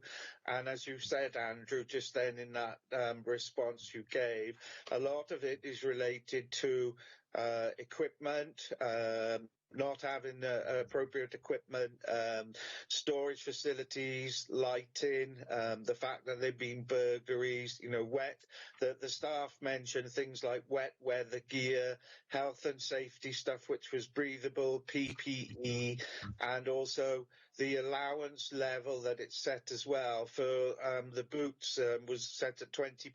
That was something else that was highlighted from the staff members. So could I ask you both, please, what's being done to address those issues? I'm going to pick up on those issues in a later question when we're asking about staff welfare and health and safety. So I think I'll park that for now, Hugh. Stuart, do you want to come in quickly? Yeah, yes, very quickly. I just went on about perception of the two things being sure. What you've just hinted to us, that Hugh's just done the bit about the negative. I wasn't going to go on to that. He's done it very well. You're using change management by the sound of it, and highlighting where you need skills, etc. Seems to be your approach to this, which seems a reasonable way to do it. There aren't many other ways of doing this. Get everybody together, highlight what people need, and work your way forward. Is that your approach, from what I gather? Yes, broadly, yes, I think that's correct. That seems fairly standard change management technique from what I can see. It was probably the only way. I'm being a bit more specific now than I was before because Hugh's highlight. There are a lot of positives in the ASPE report. There's also the negatives which Hugh's highlighted. But the way forward of that is to engage with it on standard change management, which seemed to be what you were engaging in. Who will pick up on those points you're raising and the later questions? I'm just trying to get their approach, which just seemed to be standard change management. That's okay with you, Chair, is it? Yeah. That's what I'm thinking. I'll just ask that question. Thank you, Andrew. Yeah, we'll move on. I'll ask the next question. Question 3. There are a number of conclusions that relate to waste and recycling, such as the issue of side waste not being collected and issues with recycling receptacles. How are you intend on working with the waste and recycling team to try and rectify this? There's one for me, isn't it? So yeah, obviously this report was looking at, the service and implications and what is causing its difficulty. And we're not going to shy away from that. The issue of side waste is a frustration for the waste service, for the street scene service, and also importantly for the resident. Now clearly council made a decision to ban side waste because that's looking at it from the recycling point of view to try and get residual waste down and increase recycling rates up, and that is still a massive driver, as members endorse. And obviously committee, you spent a lot of time looking at the recycling strategy in 2019 prior to it being signed off by Cabinet.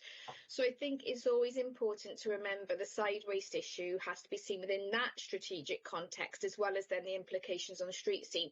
Now, this is where there is that throw over, and also, I'm going to be honest, a really intense issue for our partners, particularly Bronavon and Melin as well, when we're dealing with those issues. So from a street scene perspective, yes, we do know that it causes issues. It creates workload, it creates demand. But I'm going to be, devil's advocate and say I don't believe that then allowing side waste and it becoming part of a normal waste collection would be in the right environmental outcomes, and doesn't align with our reinforced climate change declaration made by Council last week. So I think the side waste one, in the spring, members in this committee, we are going to be looking at waste enforcement and the whole area of waste and what we're going to be doing on that side of it. And side waste obviously is an area where we have looked at engagement, education, door knocking, working with residents, doing waste audits with residents. All of that is still ongoing. Clearly, it didn't happen so much last year. It couldn't because of COVID and where we are, but that is something which we do work really closely, particularly with Bronavon on, and therefore, what we want to do is to get our residents to operate the waste service in the way we want them to, not produce side waste, and therefore that would alleviate the pressure on the service. Because if we do allow side waste, then our recycling rate is going to go down, costs will go up, and we will not be achieving the environmental outcomes that we seek. So I think it's something we know it's an issue. It's an issue for the street scene crews. They feel frustrated by it, and that's what came out in the SWOT assessment. But we've got to look at it from that more strategic perspective as well. Thank you. I'd like to answer the receptacle side as well. So again, on the receptacle side, as members have asked, the issue of receptacles will be coming back to scrutiny next year in terms of, we've tried the nets, we've been promoting that the nets should be used. Sometimes they're used, sometimes they're not. And in terms of then being able to have looking at the different receptacles for the recycling service to see if that can reduce litter. And again, that's something that scrutiny is asked to come back to them next year following public engagement on the way forward for the recycling receptacles on the rollout of the new fleet, which is currently going through procurement, which of course members have also previously scrutinised as well. We've got Norma coming in. Norma, you want a question? Yeah, thank you.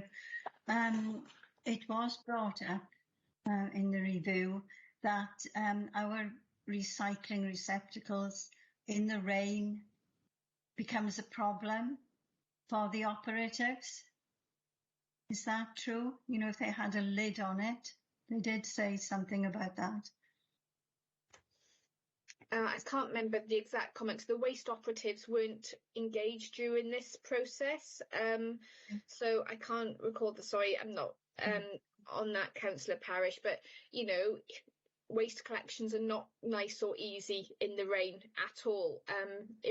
Now clearly when they're doing a curbside sort, it is harder than having, you know, it all in a bin and put in the back of the truck, but curbside sort is the best in terms of the best environmental performance, and there's always that balance which we are trying to strike between environmental performance of the service, efficiency and ease for our residents and operatives.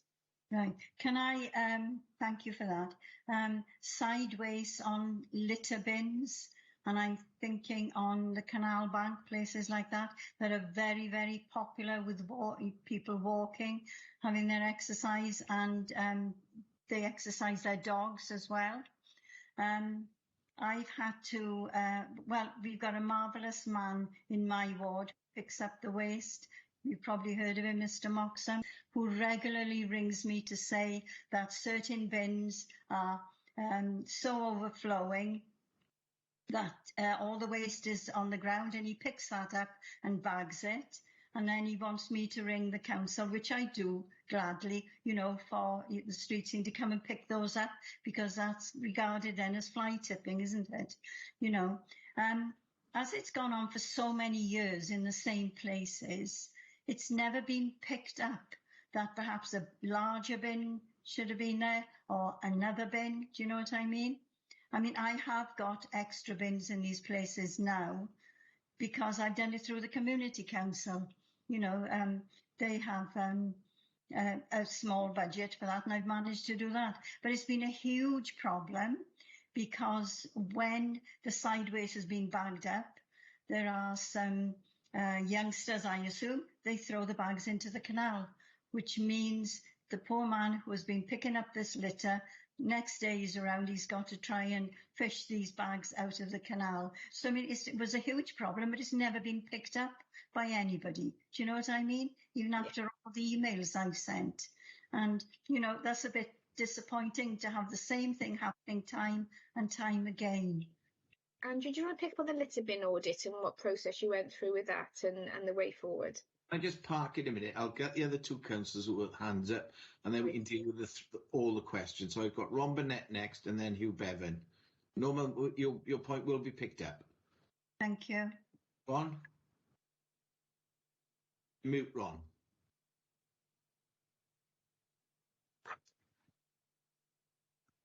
How's that better? Yes. Yes.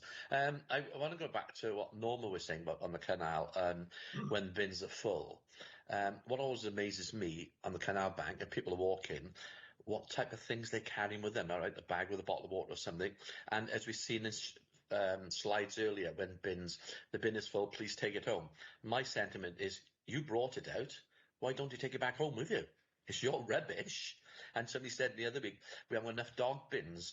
And I said, well, it's your dog mess, take it home. And that's where we've got to try and educate people. Your rubbish, you take it home. You brought it out. Why do you expect us to dispose of it for you when you brought it with you? And we know some of these bins, like Norma said on the canal, lots of it, it's not litter, it's rubbish they brought with them anyway to stuff in the overflow the bins, as we know. But if we had, when bin is full, please take your litter home. You brought it. Sometimes we can be too nice about it, and let's tell them straight. Your rubbish, you brought it, please take it home with you. Don't expect us to be doing it every time for you. But as I said, it's their rubbish. We do our best. Take the rest home with you. Thank you. Thank you, Ron. Hugh? Yeah, thank you, Chair. Yeah, kind of following on in part from Ron's comments. You said, Rachel, about a lot of the educational side of things had stopped because of COVID. I wanted to ask, I think the report highlighted the issue that there's no budget set aside for the educational part of how we can reduce the amount of littering. So I wanted to know why that was, and should we have a budget, and can more be done, first off, at schools about education around littering, if we have a littering awareness campaign. And secondly, one of the things that ABSI was talking about is behavioural change over a period of time, and certain practices that have been adopted by other local authorities, what they call to nudge behaviours. And these things include a number of different things, anything from the types of waste bin to additional signage, as Ron said, having a sign up, take your litter home. And I wanted to know what more work had been done in that area. And with that in mind, the report references something with Welsh Government about a litter cam on A4042. And there hasn't been any signage along there, and that's been a considerable problem for a number of years now. And, could you provide us with an update of what's happening there, whether it's the litter cam or proposed signage? But I think some of the other things that they have implemented was highlighting costs to councils for litter cleansing and, adopting things like footprints towards a bin and other methods to try and nudge behaviours. And has that been considered? Has that been looked into at all in Torfaen? Okay, thank you. And Hugh, you've actually asked the next question there. So you need to go back to Norma's point first, which Ron was talking about as well. Try and deal, I'm talking to the officers now, try and deal with Hugh's points. But he has raised the next question about the litter cam trial on the A4042. So if you could just briefly tell us a little bit about that at the same time, please. Okay.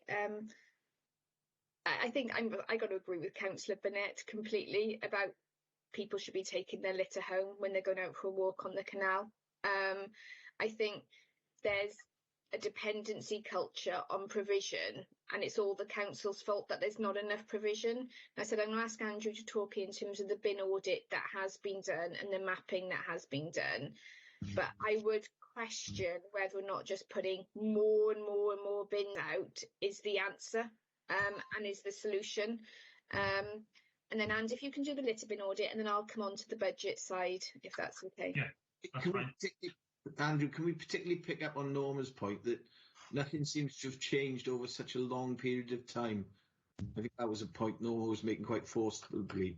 Yeah.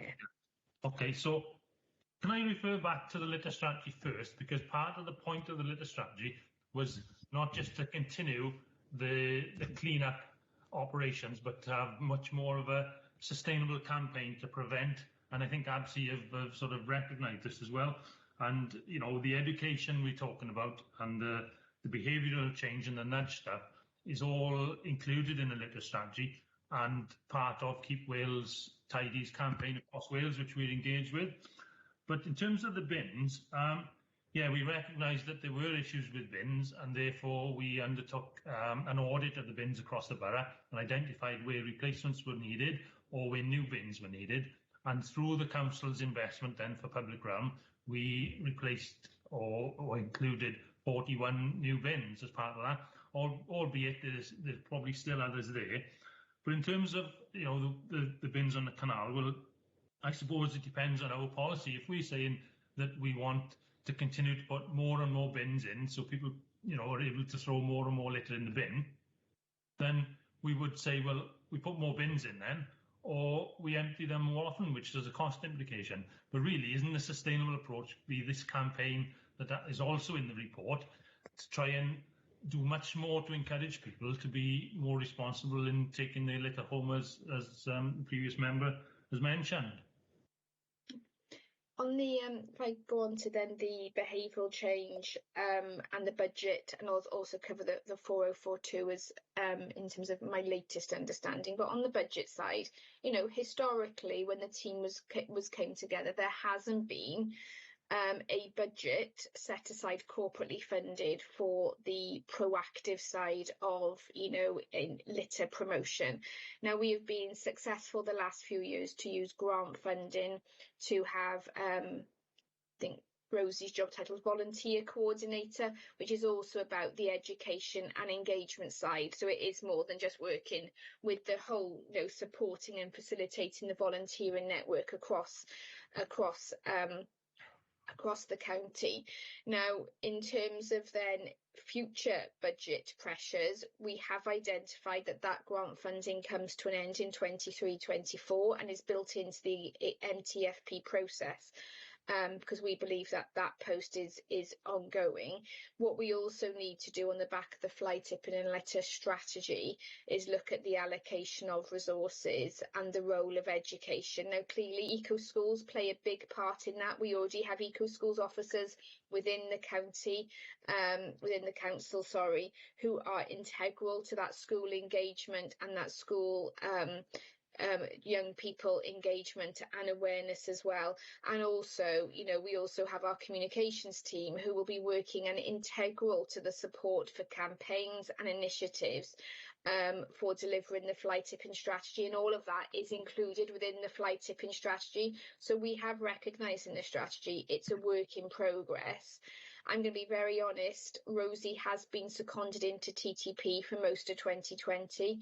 She came back for a short period of time, and due to case numbers, she's been put back into track and trace. Rich, on that, this was the next question. Yeah. We were concerned about this, and the question was, you've had external funding for Rosie's post to deliver the strategy. Given this external funding, is it appropriate for her to have been seconded to a different role when the coordinator role is so important? That was the next question. And as you've raised it, I'm going to interject and ask that now. I think it's, obviously we do get approval of funders before we make any decisions regarding the movement of grant funded posts. And last year, and I would say, even now with the case numbers, everything's a priority, but there are some things are more important than others. And when we were looking across the organisation to transfer a lot of staff into track and trace, those decisions were made, and we had to accept as a leadership team that there would be implications on service delivery. And it's not just unique to this area. Other staff have been seconded and still remain within that service as well, and that was a decision. I just interject again a sec. I'll bring you in, Stuart. Hang on, Stuart. I'm going to ask this question. I've got my hand up for a previous point. I need to go back. Hang on a minute, Stu. I'll come back to you now. Rachel, the external funding obviously is time limited. I think you were saying there that you're looking to make this a permanent post. Have I got that right? Yes. Yeah. Okay. Stuart, I'll bring you in now, and then I'll go back to Rachel. Well, it is related to this point as well. One of the observations I wanted to make was we conducted we conducted a scrutiny on greenways and blueway under PSB. You got litter bins all down those. I mean, the canal's just one of them, the cycleways, riverbank and all that. I would maintain that they're probably slightly different to town centre litter bins. And they where people are walking and where people are using active travel routes, that's probably a different thing. I don't know. You've got 750 bins there. I know that, Rachel. Very impressive. 770, isn't it? And you've got to service every single one of them, and they cost 400 quid a piece, and that doesn't include putting them in. So it's a very expensive item. I picked up from the ASPE people that we could put them different colours, we could do different things with them, but that costs money, and you've got publicity to go with it. I think it's quite exciting, it's an opportunity. But the point is, I would like us to look at what those routes do, because I think different things happen on them, active travel routes, etc. I agree with Ron that you should take your litter home with you, but you've also got, if you look in my ward and other people's wards, you've got litter routes, i.e. fast food, etc., town centres, etc., takeaways and all that. You've also so there's a lot of things happening with those bins. I actually took a photograph of every single one in Pontnewydd on the canal just because we had issues with it. I think you know that. There's all that question in all this. Yeah. The question is also with Rosie C. I said about there's people out there very interested in litter bins at the moment. They're going in litter picking, and the whole strategy The thing is that we need to do it better, I think, and how we can do it better. I'm glad, just not to know. The other bugbear I've got is I'd like to see a number on every litter bin in the borough, because like the lamp posts, I think they ought to be referenced. Andrew had his hand up. I'll bring you back in a minute, Rachel. Andrew got his hand up, and then I've got Colette Thomas wants to ask a question. Andrew, did you want to come in? All I wanted to do, Chairman, is clarify that whilst Rosie is on TTP, her salary is being paid from a different source and not grant funded. So not for you to think that we're using grant money to do another function, you know. Can I just go back to the litter bins and say we've got a strategy now for them, have we? You replace like for like. That's what I want to find out. Well, we undertook an audit and that identified the priorities for replacements and new bins, and that's what we used to prioritise the allocation of the public grant funding that we had in the last financial year.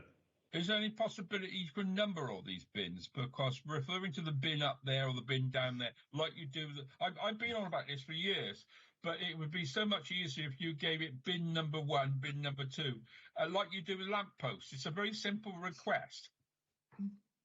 Right. It's a good idea that we'll consider. We'll move on, Stuart. I'm going to move on. Can I ask that? Because it's just a very simple... Stuart, and we've noted it, and we'll pick it up in the discussion. Yes, thank you. I've been on about that for years. Colette, and then I'm going to go back to Rachel. Okay. Can I ask, Chair? There were several items on the presentation, but the nudge recommendations, where we nudge people into actions. I just wondered whether there's something that we consider, and I was particularly interested in the one about dog fouling. And obviously the one where we directed people to bins. I'm sure we've got plenty of yellow paint in the depot. I just wondered whether it's something we could look at. Go back to Rachel now to try and wrap this lot up, please. Yeah, and I'll answer the A405. I think Andrew needs to be involved in this answer as well to Councillor Thomas, because again, excuse me, sore throat. The education side and the ongoing campaigning. What we've done to date is gone on the back of the Keep Wales Tidy and the national campaigns, and the litter, as I said, we recognise in the litter and fly tipping strategy that we had focused more of our attention on just cleaning up and not on the proactive communications. And the ABSI report, again, highlights some good practice from elsewhere for us to look at as well.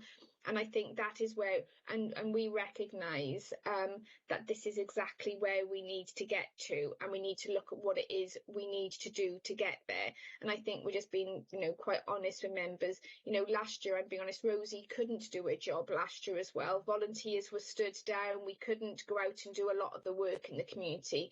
So that is one of the reasons why she was brought in. And because she then had the expertise, it's why she's been recently called back. But we do recognise the importance of it.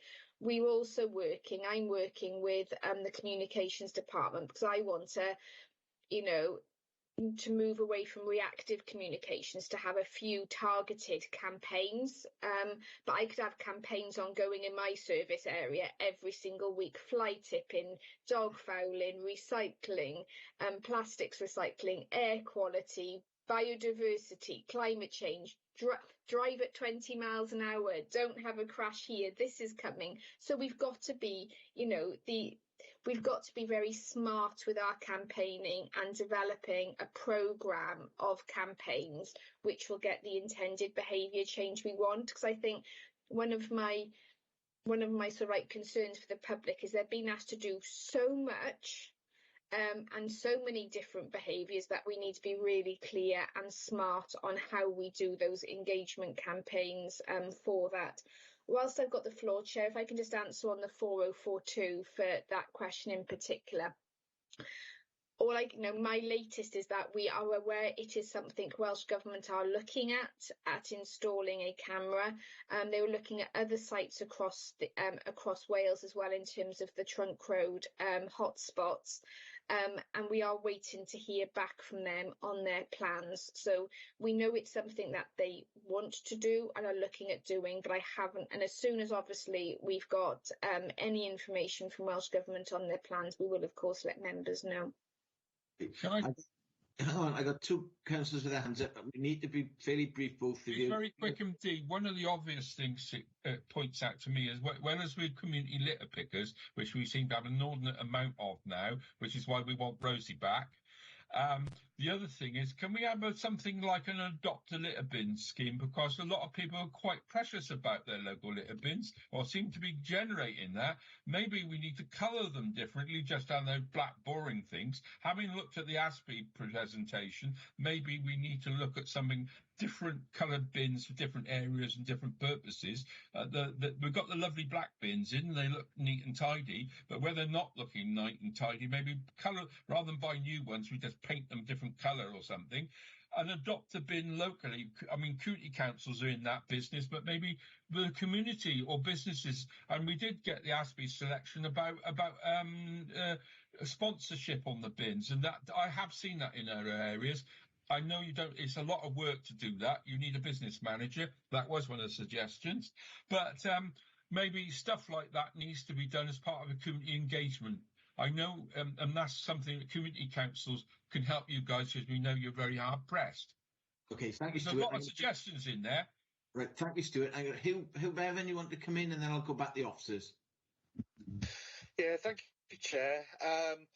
Rachel just used a term about best practice, and one of the things that Dave from ABSI referenced as well, he was talking about the LEAM system and LAM system and different gradings that they use for the extent of littering, and how that impacts on scheduled maintenance. So I had a first question regarding when was the last review conducted of these high litter areas, and have scheduled maintenance been changed as a result? That's the first question.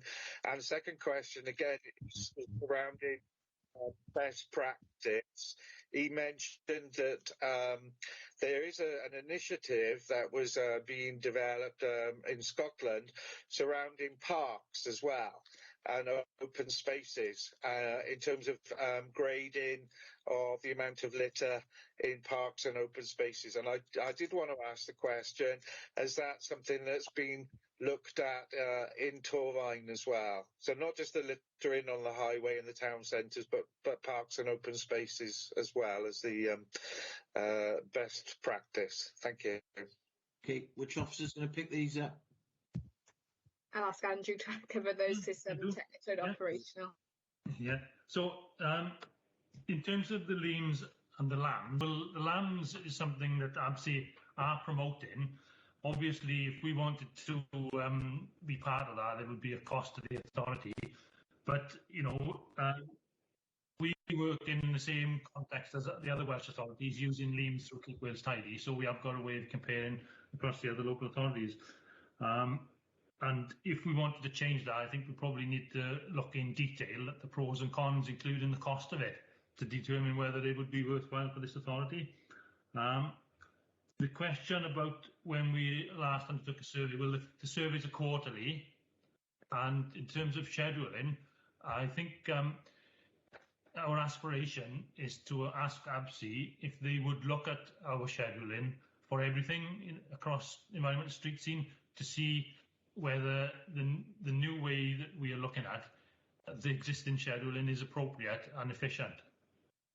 And that's something we want to do over the next 5 months. Thank you, Andrew. So you'd have to basically commission a further report from ABSI to achieve that. For the scheduling, well, it's not so much of a report, it's more of a working document. It's an operational plan, really. Okay, we do need to move on. So I'm going to move on to the questions on recommendation from ABSI. I think you've dealt with the LAMS question already, Andrew, which was question 7. So Colette, can you ask question 6, please? There seems to be some issues around staff's understanding of the aims and visions of the team that lead to possible confusion by the public in relation to what the team is aiming to achieve. How do you intend on dealing with these issues?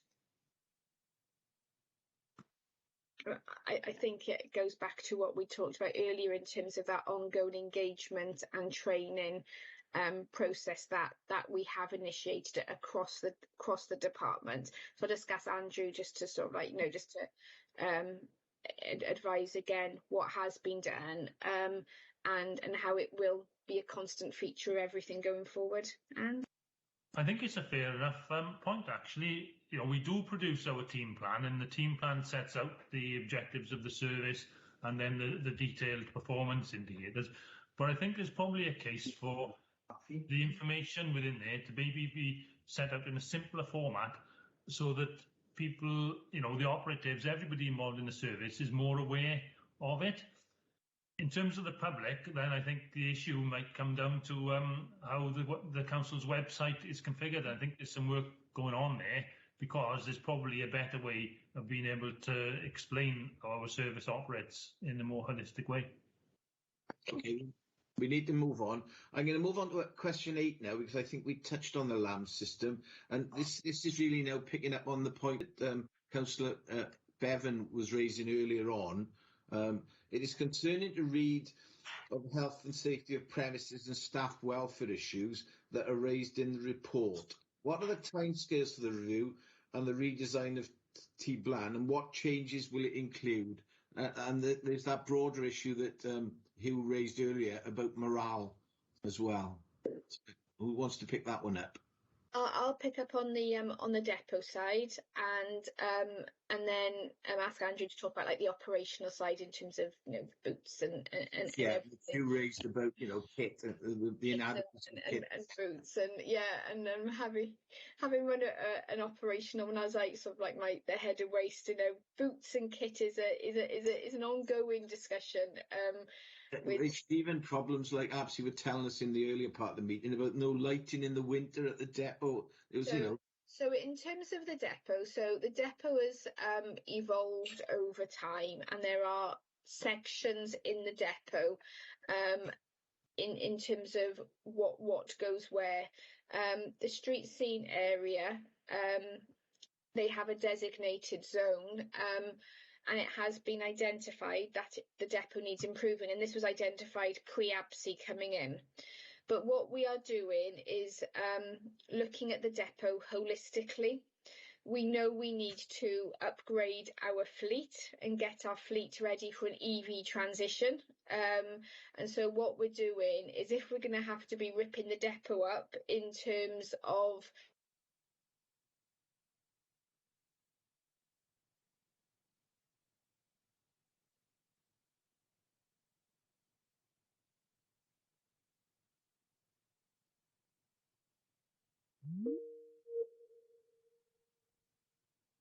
even T-Blan, will be the operational services. Andrew's services remaining there, highways and waste. All the other services are leaving. Some services are coming in, youth and play, and some additional storage. But we've agreed with the accommodation project board that T-Blan will be looked at in terms of providing the ground floor space in terms of provision and for the workforce, for wet clothing, for welfare facilities, and also, because particularly the highways lot have to hang around sometimes at 2-3 o'clock in the morning during winter maintenance periods. So all of that is now being looked at. The storage sheds for the teams we've recognised also need replacing. That was again identified before ABSI came in. But what we'll be doing is, again, it's got to be part of the accommodation project, because also with youth and play bringing significant bits of kit in, canoes, etc., they also need appropriate storage. So we're having to basically redesign the entire depot based on the new storage requirements, health and safety considerations, and the EV charging. So it's a significant capital project with a potentially significant capital costs coming in behind it. But it is in train, and the high level assessments are being looked at in terms of the aerial of the depot, and assessing what it is, what space we need for the depot to take it forward. I'm going to bring Hugh in first because he was raising this issue earlier, and I'm going to bring in Stuart. Hugh? Yeah, thank you, Rachel. I accept that the major structural points that have been raised by the staff, like work, storage spaces, places to meet and so on, will be addressed as part of the redesign of the site. But there were also a number of things that could be addressed in the very short term regarding the boots, and PPE, breathable PPE was mentioned, and clothing. Those things could be addressed straight away rather than waiting for a larger review of the premises. So is that being taken care of? And do you want to cover that? Yes, definitely. We recognise that, and we are not hanging around with it. I've asked the team leader to put together details of the costs for various alternative types of clothes, types of boots, and it could be a case of if the guys are having one good quality coat per year, and that means that they don't have to have one, two or three cheaper ones, it may end up that it's not going to cost us a lot more. All these things are working through. So all I can say is we're committed to a review and want to change that. Thank you. Ashley? Yeah. Couple of very naive question. Is there a procurement standard across all councils as to the quality of kit that you get? And that's from men's clothing, boots, etc. And because it came out in this report. Hugh picked it up nicely, I thought, but the quality of the gear and the men are commenting on it. It seems to be something you get in the police and the fire service as well. I wonder whether we have particular problems or is it something common to all public services? The other question I had, which is a totally different one, we've got everything going to the depot /T-Bran. Have we got any outliers? Because one of the other things they picked up, one of our problems has been a long, thin county. Have we got any outliers that we can use? Because one of the things you do see about them, and it's obvious, they do mess up or they do gather up in other places. Because going back to the depot is, do we have something like the community farm or other premises that we use for other things, or are we all concentrating in the one place? I just wonder because.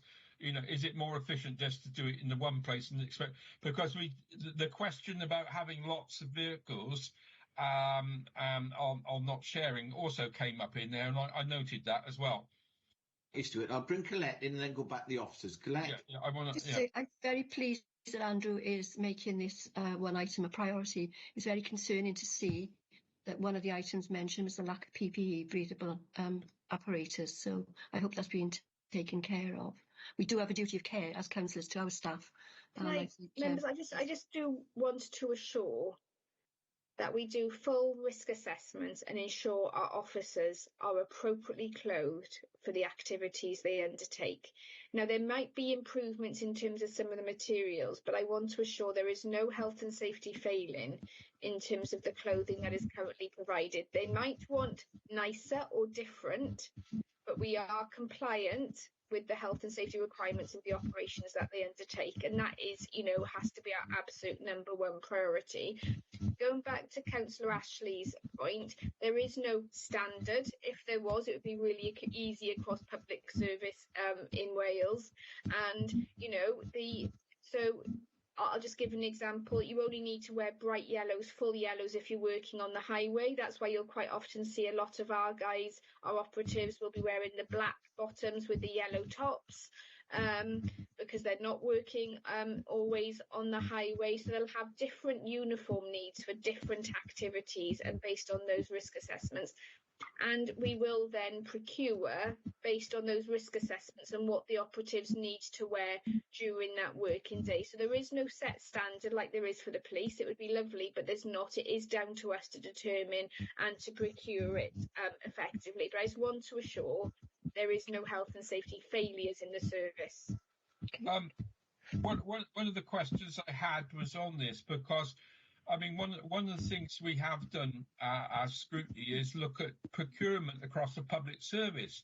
And I mean, I'm one of the representatives, along with other people, on the Joint Council. Now, it seems a bit logical if we're going to get bangs for bucks as an authority, that obviously we've got our welfare of our staff in concern, and we've also got what we want to get for best value. They should match together, shouldn't they?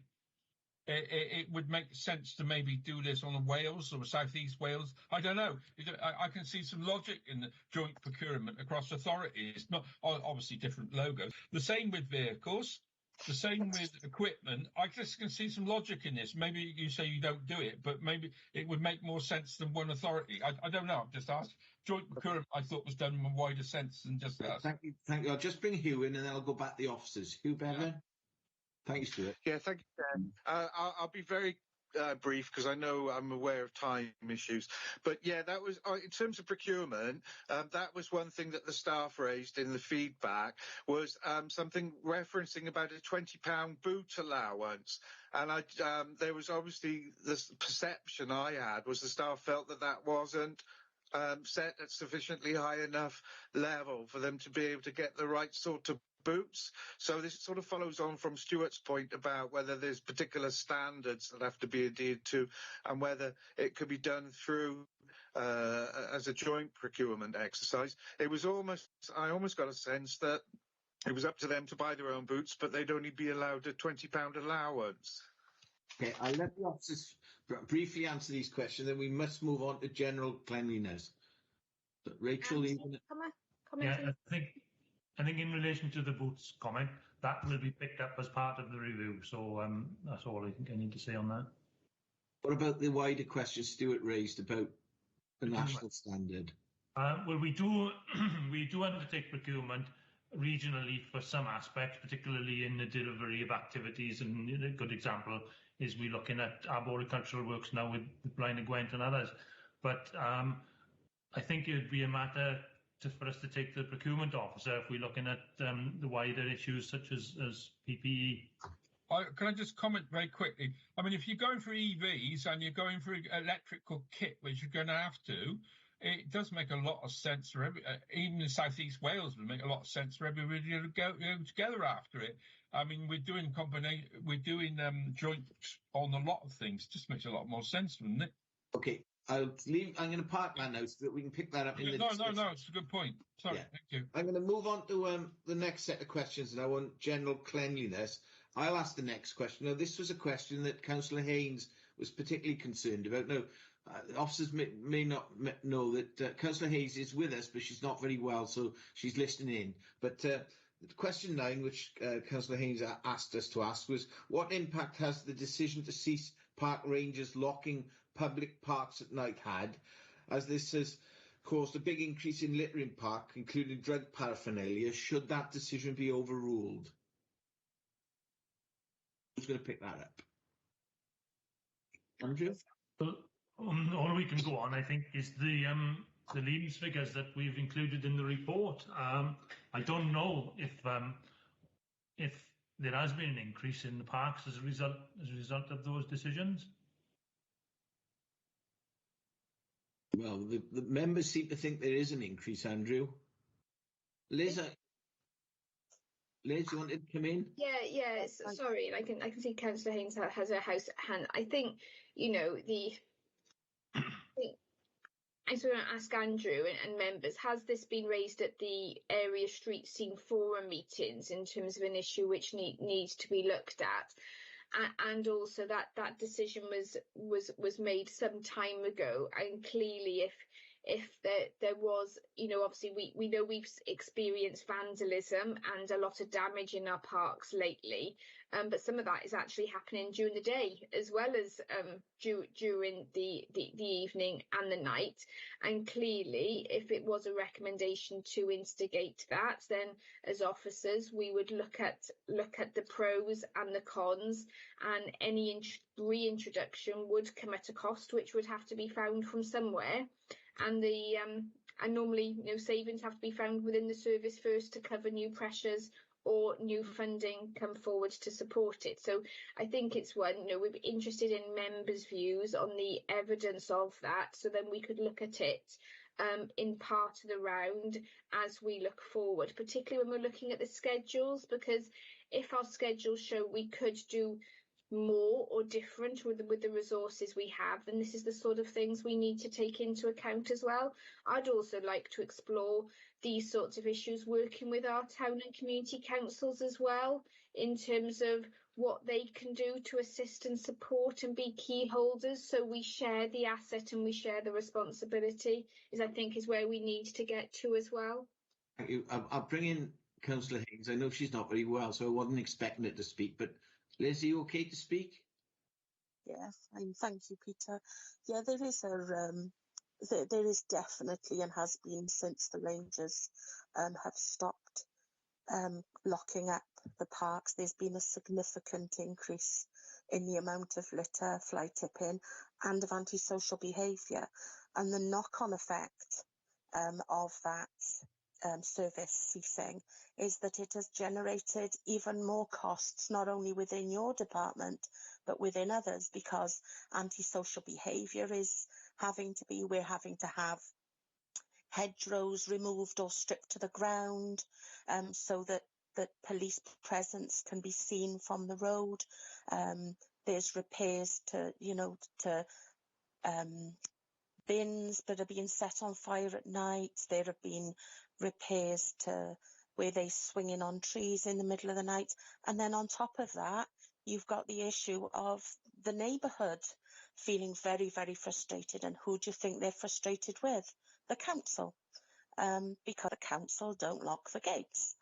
So there's a bigger picture just than the litter that's generated by not locking the gates. There are whole other costs that other departments are being fed into, and I think, I'm hoping that the rest of the councillors here would support the recommendation that be relooked at, because I think there's a number of councillors here that will agree with me that fly tipping and littering and antisocial behaviour in parks is down to quite a high percentage is down to our parks not being locked at night. Thank you for that, Liz. Stuart, you want to come in quickly? I've got Pontnewid Park in my ward, and I totally agree with you. I mean, and I would agree with Rachel's assertion that the community councils ought to be talked to as well, as I'm deputy leader of Cwmbran Community Council. I think you come and have a conversation with us and we look at terms of place planning, because that would be a really useful thing. What I don't know what a reaction would be, but it's a conversation that we have all the time there about parks and open spaces in Cwmbran. I suspect other councils might have a similar conversation with you as well.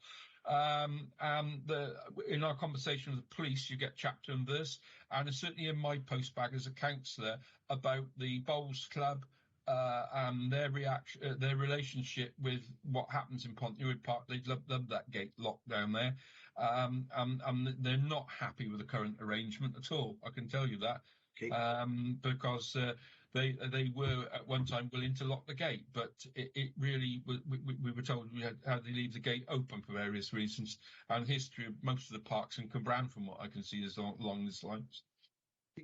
The members, we'll pick this up when we talk about our recommendations. I do need to move on. Liz Haynes has made valuable points there. The next question, 10, Norma, do you want to ask that one, please?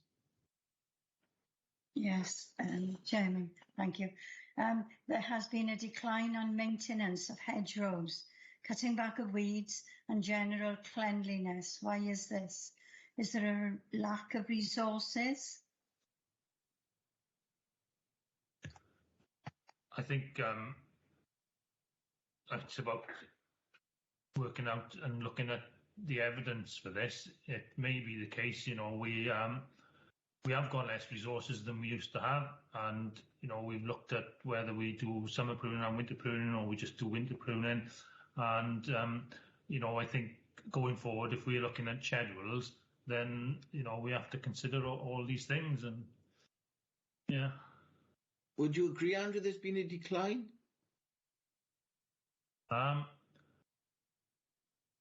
It depends, I suppose. Well, no doubt things are different to what they used to be. Obviously, we cannot manage our green spaces like we used to be able to when there was plenty of money available. So, you know, undoubtedly there probably is a difference to what we used to have. I think members, I just want to make, so I'm going to just be very, very honest now.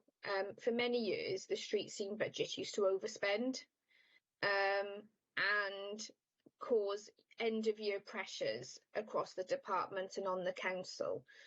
And on review, Andrew in particular, was looking at what was causing that overspend. And part of it was about sort of the additional, some of these duties were being done as overtime or additional working, which comes at a financial cost, which hadn't been budgeted for. So what we are trying to do is operate within a financial envelope. But as I said, what we've recognised is that all of the schedules need to be looked at. We need to modernise the service as well in terms of looking at GIS, in terms of layers, in terms of in-cab technology. So it's smart, so we can get complaints through to the cabs very, very quickly. And all of this is part of the modernisation of this service, and then looking at the schedules in light of the Environment Act and climate change and biodiversity duties that we are so serious about. So I think, we also, some of the areas, particularly during the winter months where, we know Bron Avon aren't cutting their areas either. So that has an implications on your post bag as well. But we are trying to really manage within the budget we've got. We can't grow every single service area to meet demand. That would be unsustainable. But I think what you need to be assured, and I think what would be relevant for committee, is when we've done this piece of work on the schedules, is that engagement through the street scene area meetings where we look at this is what's proposed for your area, just like we did with the changes to grass cutting. This is the schedules, this is what can be done. We need to then do a gap analysis, and if there are gaps, what does that mean for the budget process moving forward? Because then it's evidence based on need and demand and what needs to be achieved. We need to look at the skill set across the department and what we can do and where we need to work with others. Flail operatives are so hard to come by. So that is part of the work going forward, which I think is absolutely valid for further member engagement, member seminars, and even potentially further scrutiny to ensure the schedules are meeting the demands and needs of the policy agenda set. That's the next question. I got two councillors who probably want to come in, but you've touched on this. Who is responsible for setting the standards within the team? Next question, Rachel, but I'll just bring in the other two councillors just quickly. Councillor Bevan and Councillor Jones, sorry, I'm really apologize. I've got to go. Fine, no, I understand, and yeah, that's fine. Thank you for your input. Because it's overrun, I'm really, really sorry. No, that's fine. It's just we knew this was going to overrun today because of the interest of the councillor. So really sorry. If you can pick that one, that's fine. I got Stuart Ashley and Hugh Bevan want to come in. Stuart. Briefly, Andrew knows this one well. As a ward councillor, I got a list of hedges in the spring and the autumn, and I know I can't get anything in because the birds sit there, and I know come Armistice Day I've got to get the one done in Pontnewid because I have a load of people there looking at horrible hedge, and I know the one in Trinity Road. There's 2 hedges in the place I need to have done, plus the one in the park. If I don't get them done, I get everybody in the place moaning at me. That's a must. I'm looking at this, and then everybody are moaning the village about weeds in the village and the cleanliness. And having listened to what Aspias has said, this cleanliness thing in Pontnewid Village, and that's specific, I think, to every councillor. They have musts that they have to do. And that goes to hedges, and then we haven't started on trees. Well, no, they're wonderful. Maintenance of trees. Don't mention canals, because Andrew said, so you've got the whole Oh, the schedule. I feel sorry for you because you have to fulfil all this lot. How you do it and come back to us with that one. Oh, we've got I forgot the new canal officer, haven't we? So that's their job. The problem is who job is it, how you schedule it, and how you put it into it is the problem. But if we don't get it done, we're on the end of it. And that comes back to question 11, doesn't it, Chair? Yes, yeah. Who want to come in? We're trying to stick to cleanliness today, Stuart, if we can. Not the wider stuff. That is cleanliness. Yeah. Okay, all right, Stu. I'm going to bring you in now. Stu? I think there's a couple of things there.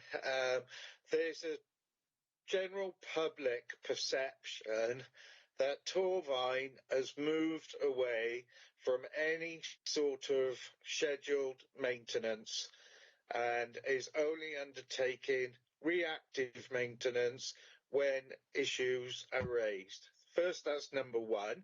So what Rachel was saying about budgets being cut and you saying, Andrew, about review of maintenance schedules, I think it's very important that once that exercise has been concluded, the new schedules and everything is communicated out to the community so they are aware of what the schedules should be. So that's point number one. Point number two, I know we're trying to focus more today on cleanliness and litter, but it is where you've got health and safety issues coming in for a lack of maintenance. I don't want to be parochial specifically about my ward, but we had ferns growing on one side right over the pavement, so people couldn't walk up on the pavement, including, mothers with pushchairs and anybody in a wheelchair. They didn't have any chance.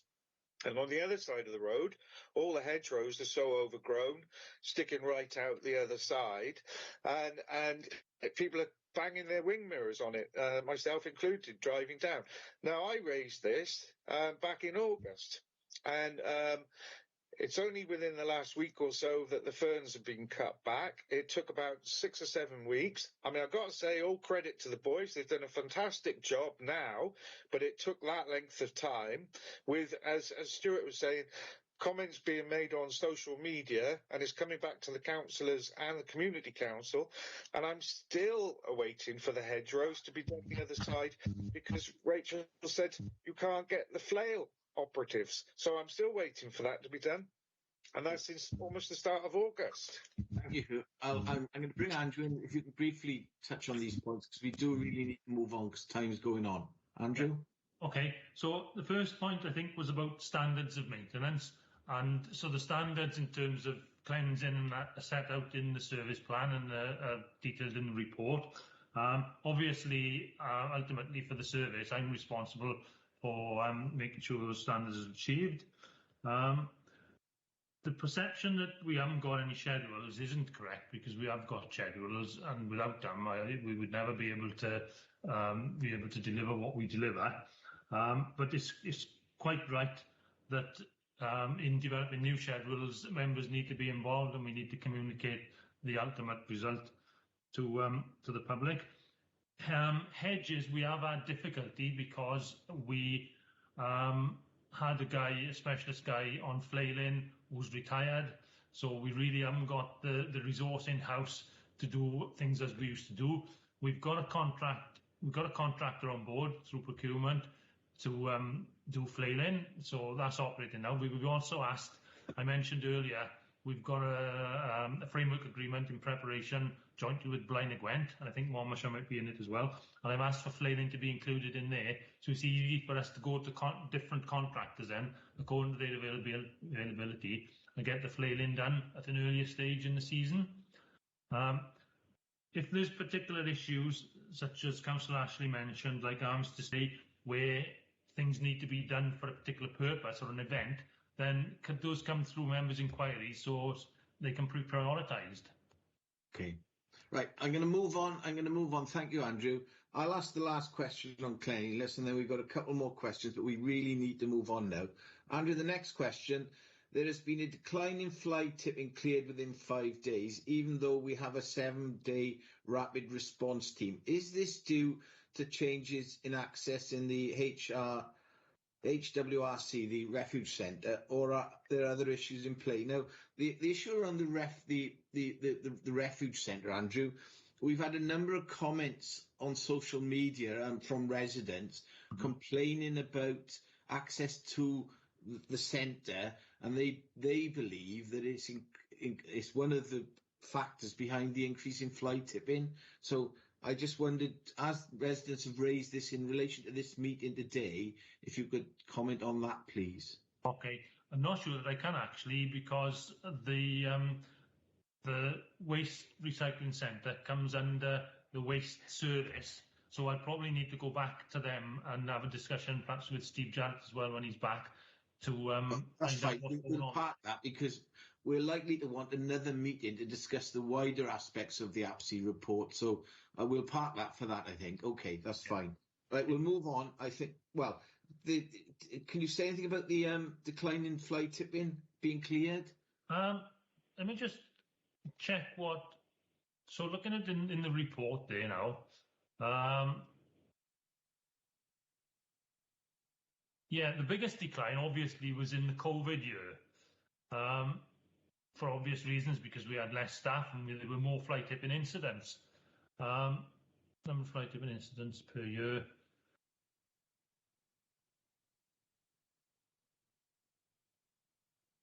I don't think the figures for 18, 19 and 19, 20 are significantly different statistically to be able to draw a conclusion. I think we'll park that one, Andrew, and we may pick that up in the next meeting. Then I do need to move on. So, Colette, do you want to ask question 13 on communications, please? What has been done? What work has been undertaken in response to introducing comms and campaigns via a communications team? And why is there no budget provided for this? Okay, so we've communicated in accordance with various things that are going on, such as Spring Clean or the work of our litter champions. That's communicated quite regularly.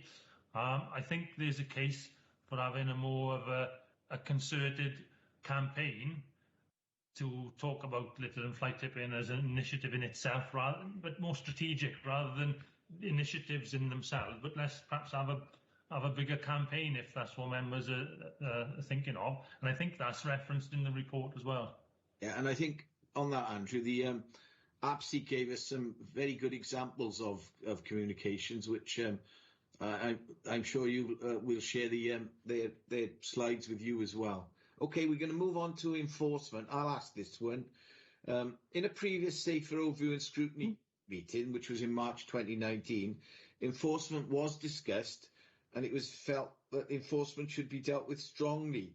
But we seem to be taking a light touch. Why is this? Now, the numbers for the COVID year were pretty poor, really. But we just wondered, there was strong recommendations coming out of a previous scrutiny committee, and this light touch issue now is coming up. We just wonder what's going on. Yeah, I think this will be me and Dan. Is it, Dan? Yeah, I'm happy to take this question. Dan, let me bring in Elizabeth Haynes, because Liz raised this in the pre-meeting. Liz, do you want to come in, and then Dan, you can answer if you like. Yeah, thanks, Peter. Thank you. Yeah, I do think that perhaps some of the frustration between the teams is because the guys picking up the fly tipping are probably not seeing the level of fines or enforcement that they'd like to see. And I think some of the teams, if you ask them specifically, they are visiting the same areas again and again and again. So I think that we need to be much harder on issuing tickets, because it's that alone that is going to stop people from fly tipping. And I just think we need a period of harsher enforcement, quick, and so the public can see that it's not acceptable to continue to put. I've got as an example, I've got a house in my ward that accumulates rubbish in the garden, I then have to get the landlord involved, and lo and behold, that rubbish is left outside their bin, and the council then pick it up. This is happening at least once a month, and so it's that sort of information that the council are getting from me on a monthly basis, but it doesn't seem to be triggering any form of enforcement or fine. Thank you. Thank you, Liz. Daniel, do you want to deal with this one? Yeah, thanks, Chair. I'm happy to take this question. So in terms of the enforcement remit, that sits within my service area for prosecutions in relation to alleged incidents of fly tipping. It's worth recognising that there are challenges in terms of being able to bring a case forward, and officers need to be able to ascertain evidence of the persons who are responsible for fly tipping the waste itself, and also the persons who may be responsible for the waste as well, because they could potentially be two different people involved in the act of fly tipping. So we do rely on information coming forward to identify the perpetrators, to be able to take action, or finding evidence within the waste to be able to identify individuals and then progress investigations in that space. So wherever we do have such evidence coming forward, we do take a zero tolerance approach to this, either through issuing fixed penalty notices or instigating prosecution proceedings depending on the circumstances. It probably is worth saying, and I note the recommendation within the report as well in relation to feedback on enforcement action that has been taken. Within the COVID period, there has been a pause on prosecution cases.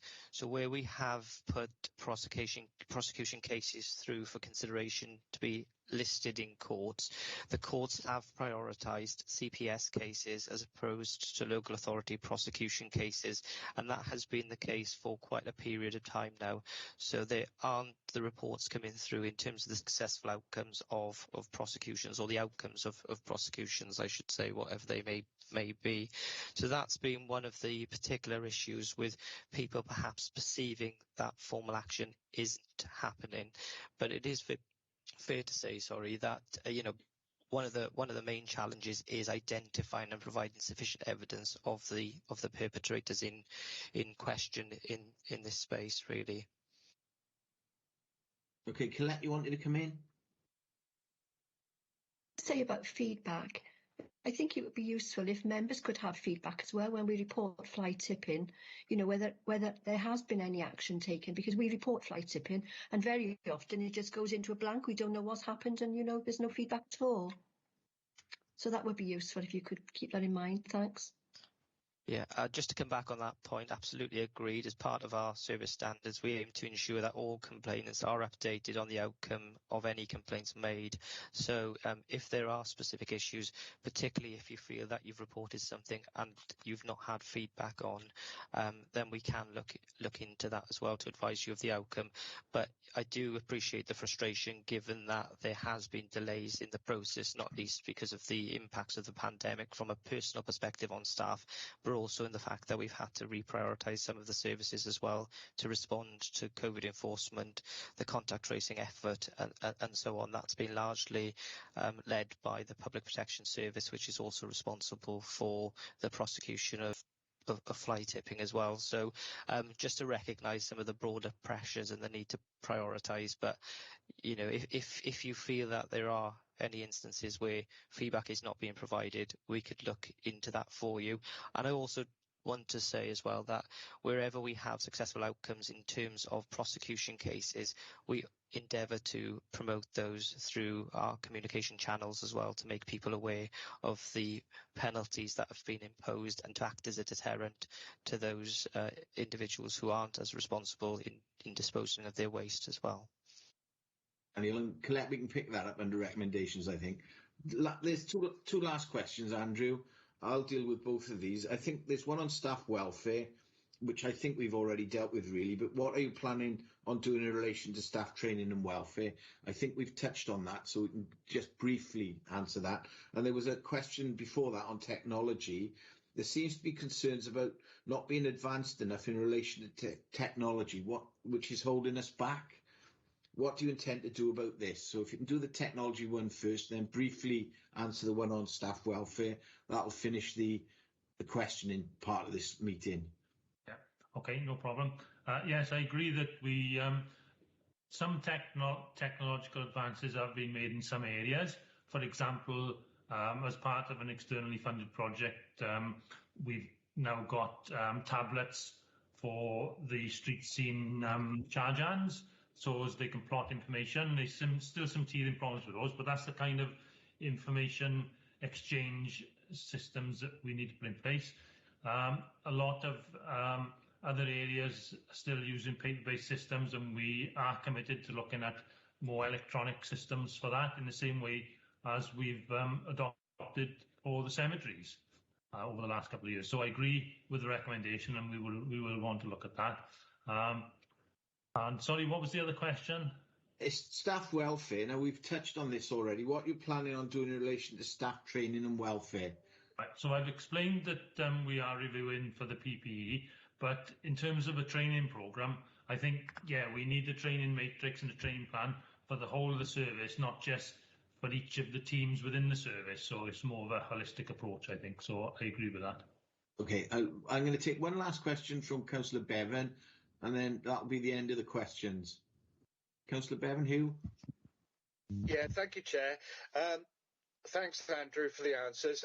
Yeah, it was just to ask about something that the representatives from ABSI, when they gave their presentation to us, they gave us a sense that they felt there was further scope for increasing revenue streams within Torvine.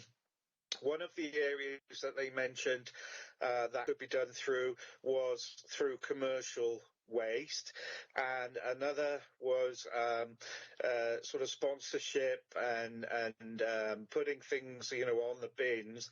So I wanted to ask quickly, please, if I may, is this an area that's under active consideration, and is there any limiting factors? Would resource be an issue? The fact that the office has been seconded to TTP, as we mentioned before, what sort of constraints have you got to in that area?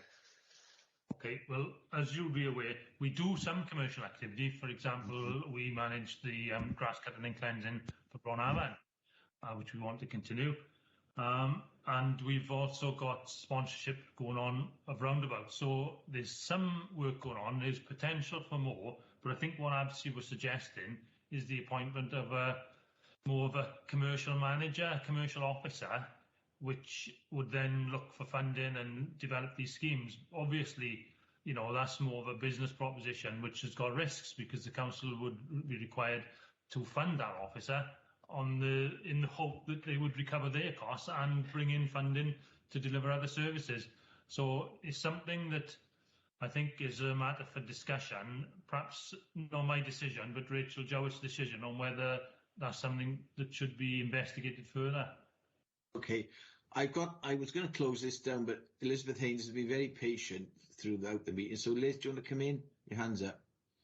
Yeah, just really that. Thank you, Chair. Just that I've racked on for years about us needing to be more income generating to support the council's functions, and I would wholeheartedly hope that part of the committee's recommendation is that we look to employ somebody to do that has business acumen. What I wouldn't want to see is another public servant employed that's had no business experience, commercial experience, because we need a completely different set of eyes to develop that side of the council. Thank you, Liz. Final question from Stuart Ashley, and then we have to stop. I would like to support that. I mean, the other point is with the new canal officer, we are going to have a relationship with the canal. However we do the operations strategy, there's opportunities for a lot of other things. I mean, trees along the canal, it just beggars description how you're going to manage that one, because and increasing the teams that we've got and the relationships in terms of I mentioned procurement, didn't I? Procurement and that's something we really could be looking at. I support what everybody else has said about having a business manager in there, and how and the voluntary sector is another one. We could work with all of them. It's expertise that councils have, and yeah, no, I totally agree. Thank you, Stuart. That's the end of the questions. I just need to mention now that we've received a number of emails from interested parties and from social media channels. All comments have been considered by the committee, and we'd like to extend our thanks to those who gave their time to be involved. I'm not going to read any out, but I was taken by a lengthy comment from a resident in Green Meadow who sent their comments in via a Green Meadow councillor, and in that set of comments, the gentleman in question wondered if we read the comments that come in. I'd just like to say, and this is to all the residents who comment, we do circulate the comments, we do read them, and if you noticed when we were going through our questions, if any residents are listening, when we were talking about fly tipping, I referenced some of the comments that we've received. So I just want to reinforce we're really grateful when people put in the comments, and we do take them into account. Thank you for that. All right, I'd like to thank officers for their time. They can now leave the meeting, and I'm very grateful to Andrew, David and Rachel. Thank you very much. This has been a long slog through this meeting, but we're getting there, and I'm going to ask the officers now they can leave, and then we're going to quickly formulate our recommendations with the members of the committee. Thank you very much, Chairman. Members. Bye then. Thank you.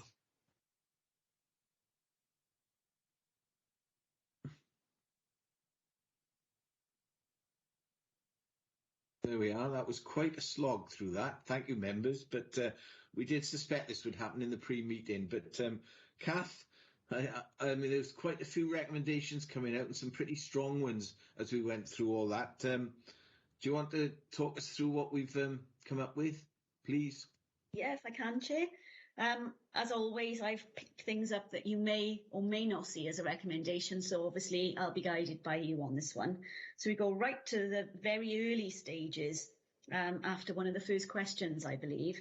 And I think there's a recommendation there around reinforcement of legislation, communication and education, and all of this needs to be a constant approach to help staff understand the aims of the service. Yeah. We nodding? In agreement with that? Yeah. I'm seeing nods. Yes. Thank you.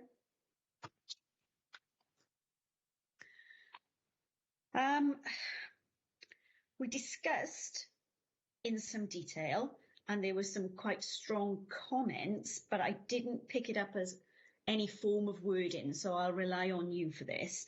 But we talked around behavioural change and nudge theories, and in particular, signage around taking litter home with you. Is that something that you would want officers to investigate further? Absolutely. I think, yeah, and I think, I mean, we did say to Andrew that we'd get those slides, those ABSI slides shared with them. Yeah, So I'll share those, Chair, as soon as I think, yeah, but no, we'd share the slides with them and ask them if they could come up with some proposals to take that sort of work forward. I think that would deal with that. Hugh, are you happy with that? But also some of the nudge recommendations. Yeah, no, looking, if our recommendation is to, if there is an agreement for a recommendation for a commercial post to be installed, a lot of those nudge things could potentially be by sponsorship. That's a good idea, Liz. Should we wrap that up with, we're going to definitely make a recommendation about the commercial post. That's the impression I get from the members. And within that commercial post, not only about generating income, but dealing with those other issues like the nudge theory and we could wrap that up in that recommendation. Well, that's a separate thing. I'd like to take it a little bit further, Kath. Please, the members mind do so, is that they actually make a budgetary provision for this as well, for just the nudge thing, and also educational, raising it, having an educational campaign, both of which there's currently no budget for. So if we're making a recommendation that they look at the APSI report and they come back with proposals for how these can be taken forwards, as part of that, they need to take into consideration the budgetary considerations and to actually set a budget each year for the nudge behaviour for one, and educational regarding the littering as number two. I Okay, would so disagree with we'll that. keep it separate from the commercial. I totally agree with you on that, Chair. Yeah, so we'll do what. Are we happy with what he was suggesting there? Yes, totally. It's good. Okay, that's fine. Kath, can you work up the formal words on that? So, can we have one on the, Chair, can we have one on the standards? I was very impressed with that. Let's deal with this one first, Stu, please. Go on. Right, okay, so let's just clarify this now. So are we looking for two separate recommendations? Yes. One about pulling together a budget request going forward to investigate employing someone with business acumen to look at increasing income generation as one, and then the other to investigate and look at proposals for budget for behavioural change and nudge theories and ask them to bring proposals forward. But you need to have you need to have standards to work to, don't you? So what do you mean by standards? Well, the LEAMS and all that stuff that they were bringing up, are they trying to flog us that, by the way? We are already working to keep Wales tidy standards, aren't we? According to Andrew. We already use the LEAMS standard, and that's compulsory. It's statutory that we do that within Wales. So the LEAMS procedure is the other one, which is around open spaces, which, as we said in the questioning, it was recommended, but officers feel that we're already dealing with that in our own way. So we already use LEAMS, and I can confirm that 100%, because obviously from the performance side of things, we have to submit our data and I have to check that data. So 100% we use But that. I agree totally with what Hugh's suggesting about the education and every other nudge. We need to get that going. Yeah, okay, so I've got two of those standards. Kath, I referenced the educational program, which Rachel said she would require a campaign, an orchestrated campaign, and then I also referenced the budget for nudge behaviours, as APSI called them, which is additional signage and anything else that can be done. So those were the two things that I was talking about, but it seems that another member brought in the third point about appointment of a resource officer. So there's three strands there, not the two. So could I, Councillor Bevan, when pulling together the behavioural change and nudge, include education campaigns all in one recommendation? Because in a way, educational campaigns and nudge theories are very similar things. They sit together. So one recommendation about that, and then a separate one about the income generation. Well, I think from what Rachel was saying, she was trying to address it more from a corporate comms side about having an active campaign. I think it needs to go beyond. I think, yes, we need a campaign to get it rolling, but we need year on year something within education to get into schools and children about anti-littering. So I think there's two things there. One about the campaign in terms of communications. Then there's the bit about getting it into how we can get that into schools and get that more widely adopted. I got a sense that everything had stalled over the last year because of the COVID campaign. So it needs to be kick-started by a corporate campaign, getting it back into schools, and then I would also want the officers to do a further piece of work to explore, once they've had the slides from APSI with the recommendations of what other councils are doing with regards to nudge behaviours, i.e. footprints or bit of yellow paint on the road or additional signage. So I would want that to be explored as well. It does sound like to get all of that happening, we are going to need that other officer post. But as Councillor Haynes rightly said, we need someone with the appropriate business acumen to come in to be able to develop those funding streams and increase commercial revenues as well. Okay, also, we are actually working in partnership with a voluntary organisation that does some of this for us. Is that strong enough? Because Keep Wales Tidy does quite a lot of this.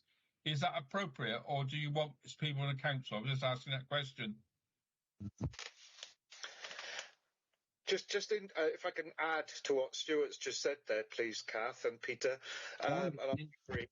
I know you've both mentioned Keep Wales Tidy, but the APSI representatives mentioned another litter campaign called Caru Cymru. Oh, they are, yeah. I don't know if we're doing anything with them. Yeah, that's part of the Keep Wales Tidy campaigns.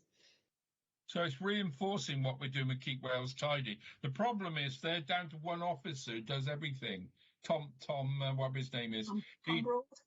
Yeah, Tom Broad. He had the furlough, and that was the problem. No, I think we just reinforce our partnership on that front. I agree with you about schools, but Tom is working in schools already. We just reinforce our work with Keep Wales Tidy, to be quite honest. Shall we just put that as a comment, though? Because we know that they already work closely. He's in schools all the time. And he's working with our litter champions. That side of things, the litter champions, is very important, actually, because he does all that work. He does a hell of a lot of work, this Tom Board. It wasn't mentioned in the report. Have we ironed this out now? Yeah. I believe so. I believe there's now 3 recommendations. Yeah. One on behavioural change nudge theories, one on comms campaigns, strategic comms campaigns linking into schools, kickstarting that back up, and one to investigate employing someone with business acumen. That's fine. Can I then bring the one in about bins, please? Because I made one very simple recommendation, which he seemed to accept, was actually numbering the blessed things, all 770 of them.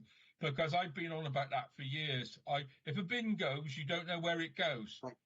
I think if it has a number, whether you number the location, you number the bin, doesn't really matter. But like the lamppost, they need numbering. I think that's sensible, and we all report overflowing bins, and we all report lights being out. We got numbers on lights, we haven't on bins, so I agree with that one. Extremely simple.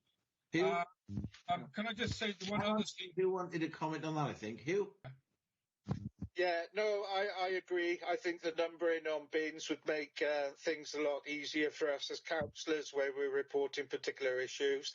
I think that should be taken forwards. I've got a concern. Rachel said it's very much like a work in progress with this change management and this corporate culture.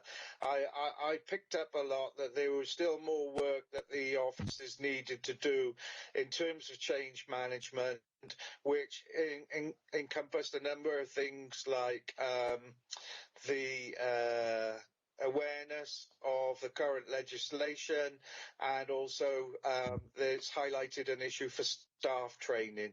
I'm sure you've probably picked that up, Kath, in your points, but I think that was the first recommendation I raised, Councillor Bevan, about the reinforcement.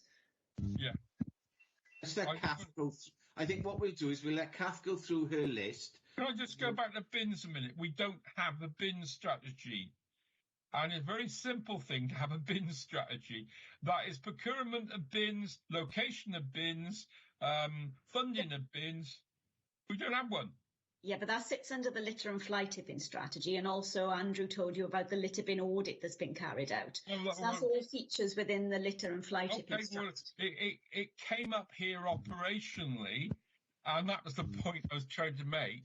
the audit pointed out the operational thing, which is where I was concerned about. People raise side waste and all the rest of it. That was the point. Yeah. I mean, the numbers is one of them. The actual operational reality of bins, that's the bit we need to be. I think the flight ticket and stuff we can pick up in the next. We can have a second bite. So, it was just the environment of the bins. I'm going to let Kath go through, and then I mean, if they think there are things missing. Kath? Just before you do, Kath, sorry, Peter, but on the subject of bins, Stuart is absolutely right. The council has never budgeted for replacement bins to be provided where it has been vandalised. And I've had that given as a response to queries in previous years. It's only this year that they managed to find a tiny bit of money somewhere to acquire a very limited number of bins, but I do think that Stuart's got a good point there. The issue of provision of replacement bins needs to be budgeted for. It drives me mad. We just actually need to have a formal bin strategy. Then everything goes in place around it. Well, we're going to make a recommendation about numbering the bins. Can we ask them to explore that issue of a bin strategy then? In the same recommendation. Yes, the numbers and that go together, because all the other considerations I brought up, about making them more attractive, adopting the damn things, and they've got all these litter champions out there who focus on them as well. There's a lot in bins. I wish there wasn't, but there is. Right, we've dealt with that. Kath, do you want to move on, please? Yeah. So I then got consider liaising with procurement to see if there is an option of a joint procurement plan for the safety clothing required. Yeah, I think that was a good point. Yeah. Okay. And then the next one that I had down was review the decision to not have parks locked at night with the aim of reducing litter, fly tipping and antisocial behaviour. So for officers to go away and review the comments that Councillor Haynes raised about all those things in the parks, so that they can come back with a decision on that. Yeah, that was an important one, yeah. Yeah, and then they've talked about, throughout the meeting, the scheduling exercise, where they've currently got a scheduling exercise in place, but they think more can be done, and they were going to ask ABSI to work with them on it. So once the exercise has been carried out, share the outcome of that with members by either your area meetings or maybe a seminar. And once a decision has come to on that scheduling, it should also go out and be shared with residents as well, so they're aware of what's being done. Okay. Yeah. Okay. Just ask, are they still doing the area meetings? Because there was a thought that they were going to cancel them. Well, Rachel seemed to talk as if they were still something that were ongoing. I hadn't heard anything about them being stopped. We haven't had them for quite a while. A comment in about that, Norma, just to ask confirmation about area meetings, not recommendations, just a comment so we know what's going on. Yeah. Liz, you wanted to come in? Yeah, just really on that point is that Andrew then went on to say that there is already a schedule for it.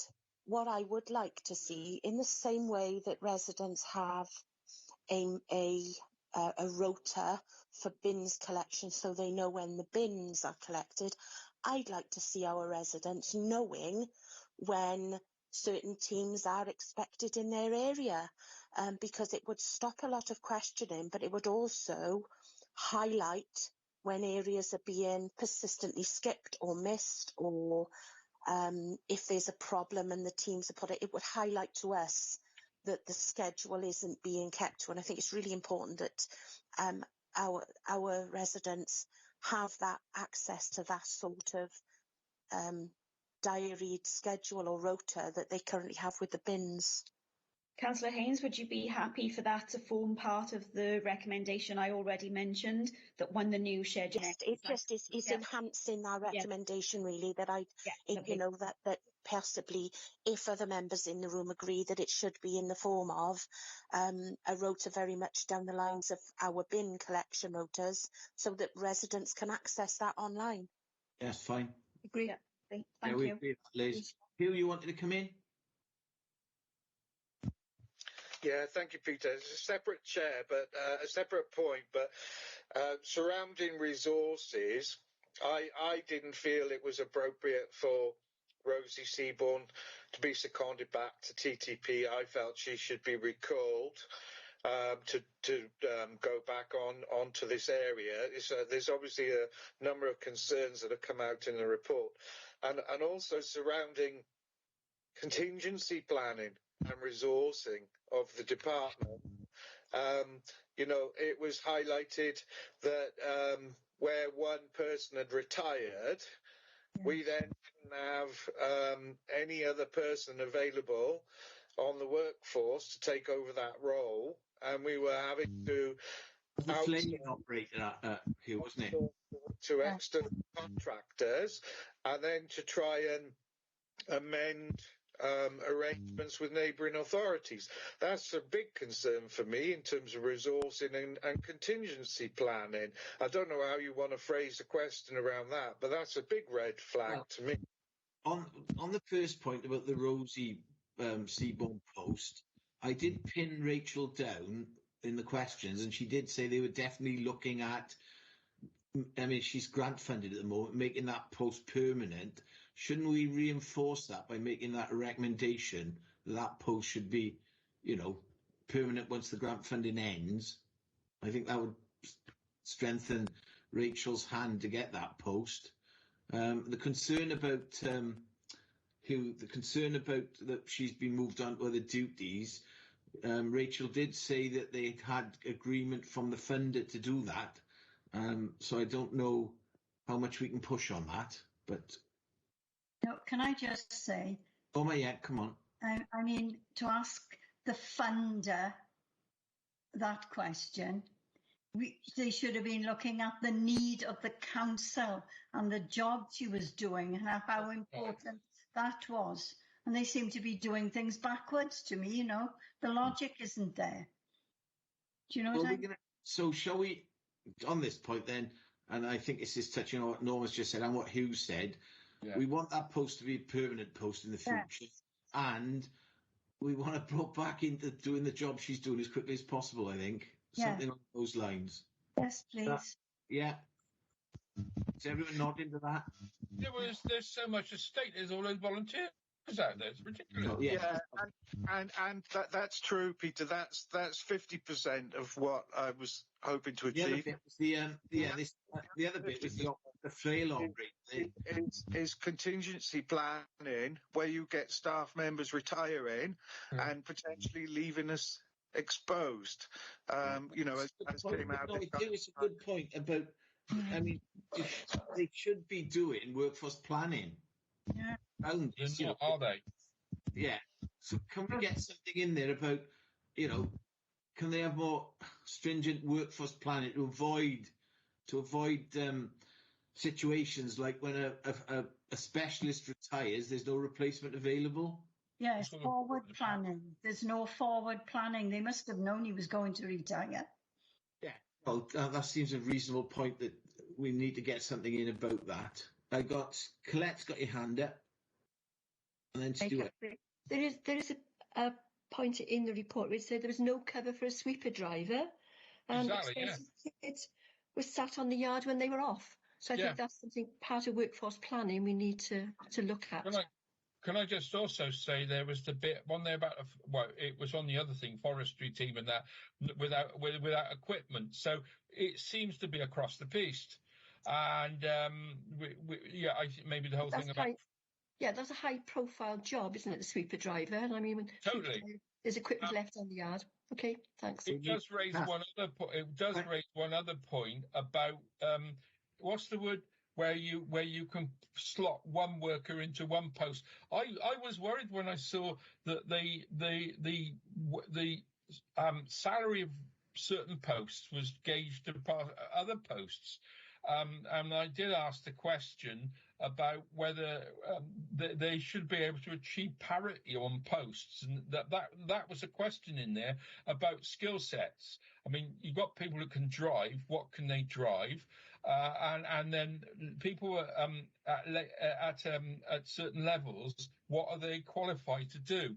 I mean, Hugh probably knows this better than I do, but no, in terms of who does what in that department, I mean, I remember when I was actually on the board at Torrine Community Recycling, we managed to get down the levels in there, bearing in mind down to about 3. You had supervisors, operatives, and a manager. That's all you had. But they seem to have a lot of levels in there. Yeah, I'm not sure where we're going with this at the moment. But no, I'm not. All I'm asking, but the point is, training up people within the department or bringing people in is the question there. In terms of succession planning, because you've got older people like you've got this all through the council at the moment. Yeah, okay. Kath, do you want what I'm saying is, are they training people up in-house to do jobs that they're losing is a question I'm asking. Well, that's right, workforce plan. Kath, do you want to come in? Then I got Liz, Norma, and then... Okay, I was just going to say a couple of issues that Councillor Ashley raised then about what officers are being paid. Rachel quite rightly said that that's an issue for head of paid services, and that's not something that scrutiny can get involved in. I know, I appreciate but from the training perspective, Councillor Ashley, I had written down as a recommendation that we support a training matrix, but across the whole team and not leave it specific to just the cleanliness area. And I think that could be merged in with the contingency and workforce planning for workforce development going forward. That's where I wanted to go. I think we had that discussion, didn't we? Okay. Yeah. Liz, you want to come in? Hi, thanks for that. Yeah, I do think it's a bit foolish to not plan. We're a massive organisation. I've got a little team, a little staff team, and even though only 2 of them, do a set job, everybody in my little team is trained to do the job for all eventualities. And I think in an organisation this big, knowing that our main flailer, lovely gentleman, has wanted to retire for a while, we know that was coming. So we should have been utilising his skills to train up somebody. I'm really, really uncomfortable about the ongoing use of outside contractors, and that we are still looking to do that with this position. Sits really uncomfortable with me. It's a job that I'd like to see in-house, so that we've got a member of our area that's employed and can, raise a family correctly and get a mortgage and all of the things that we attain to.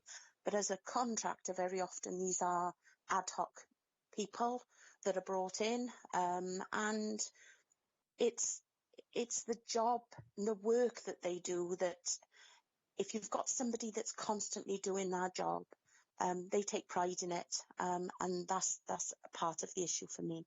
Yeah, it's the same issue, Liz, as we've had in the past with refuge collectors, and we were employing too many agency staff.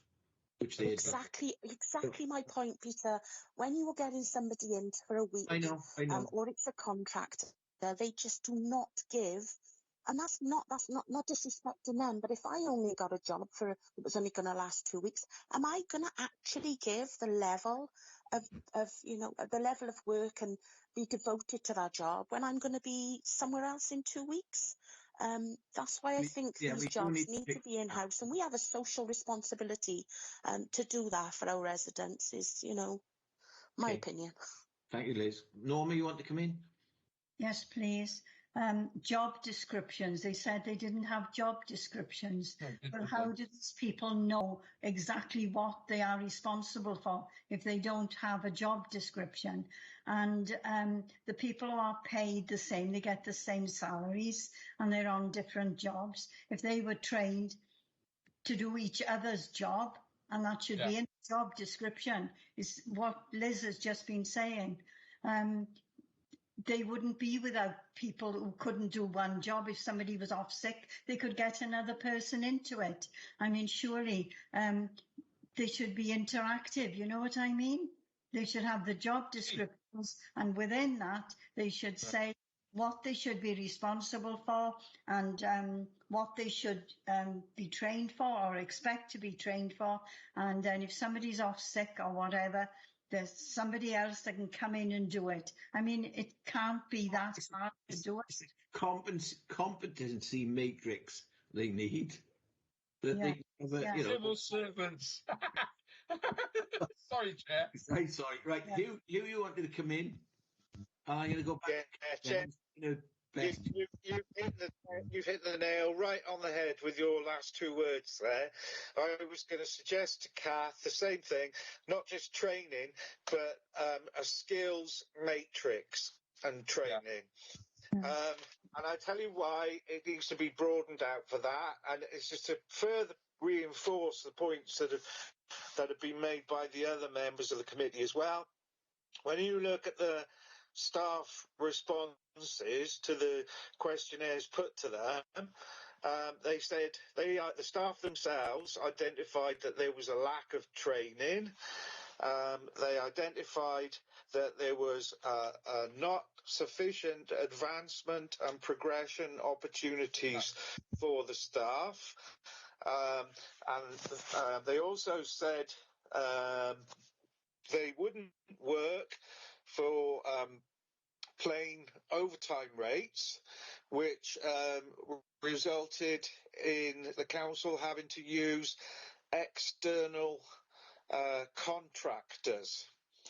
And there is an issue there. We've already touched upon the issue that was raised by them about the pay scales, which Kath said wasn't down to Rachel, it was down to somebody else. I think we should mention that as a comment in the report, if it's not a recommendation, so that officer can look at that. But what is being done to address the high levels of staff absenteeism? We need to get this skills matrix in place. We need to give them training, and we need to try and find out why we're having to go to external contractors, why there's such a high level of staff sickness, and what's being done to address that. Because it's 4 years ago the decision was taken to merge these different departments.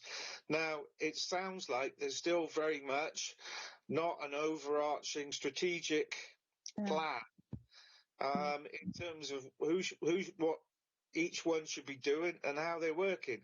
I mean, ABSI picked this up by saying, on the one hand, you've got the guys that do all the maintenance, and they've always done it that way forever.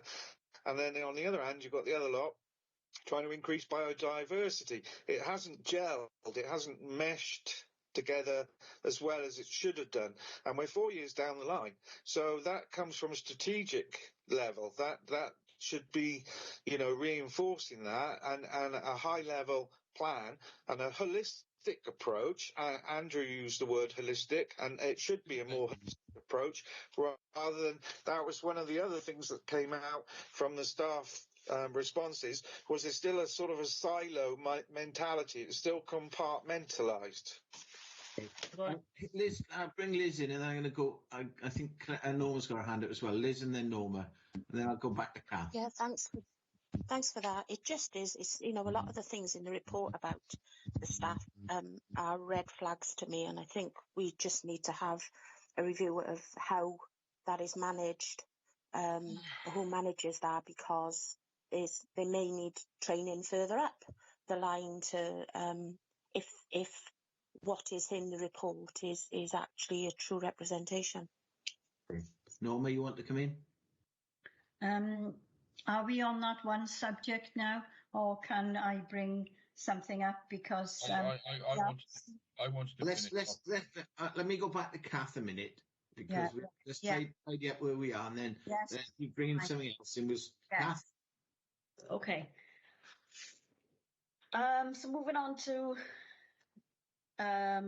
where we left off then was a training matrix, and where I've added to that now is a training matrix and a skills matrix is required to reinforce the workforce development and staff welfare issues across the team. Okay, and then moving on to the next one, which we hadn't discussed, I've got one more that I had put down, which is looking to feeding back to those who report fly tipping and communicate and promote any prosecutions that are made. which is a point Colette raised in the meeting, which we should, we definitely need that, because we don't get feedback. I reported some fly tipping the other day. I don't get told if it's been picked up. I check myself sometimes.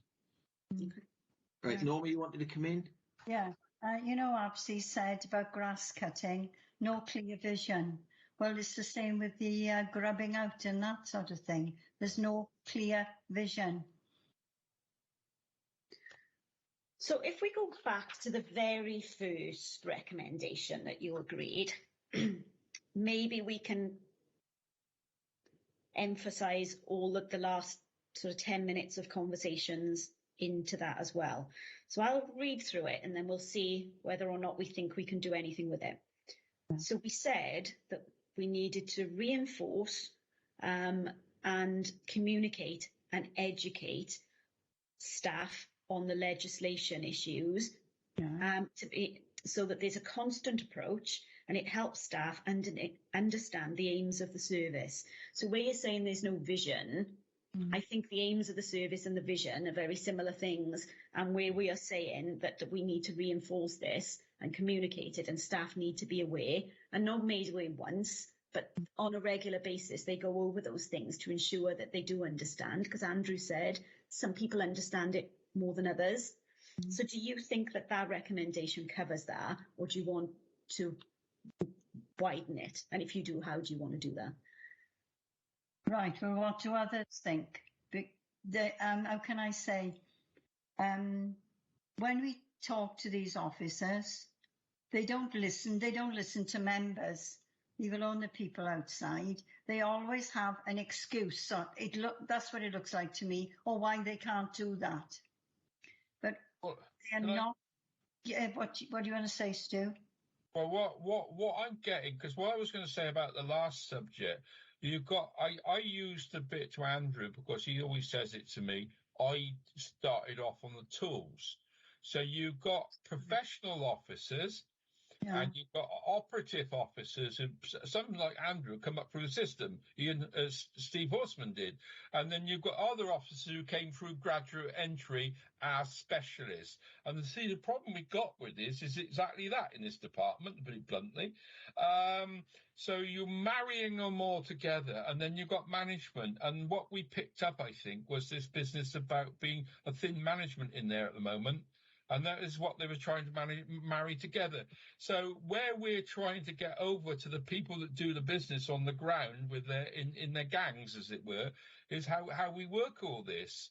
And the only way to do it, where I was trying to grasp, and I wasn't using any data or anything, was the workforce out there. I always seem fairly committed to do it, and they're quite interested in what they're doing. But we then have to convey that back to members of the system. So that is how we ensure all that happens, isn't it? I'm using very plain language on this. Yeah. Going back to Norma's point about grubbing, yes. No, Liz made the point. Liz made the point earlier about there should be the scheduling should be available to the public as well as members, which would include.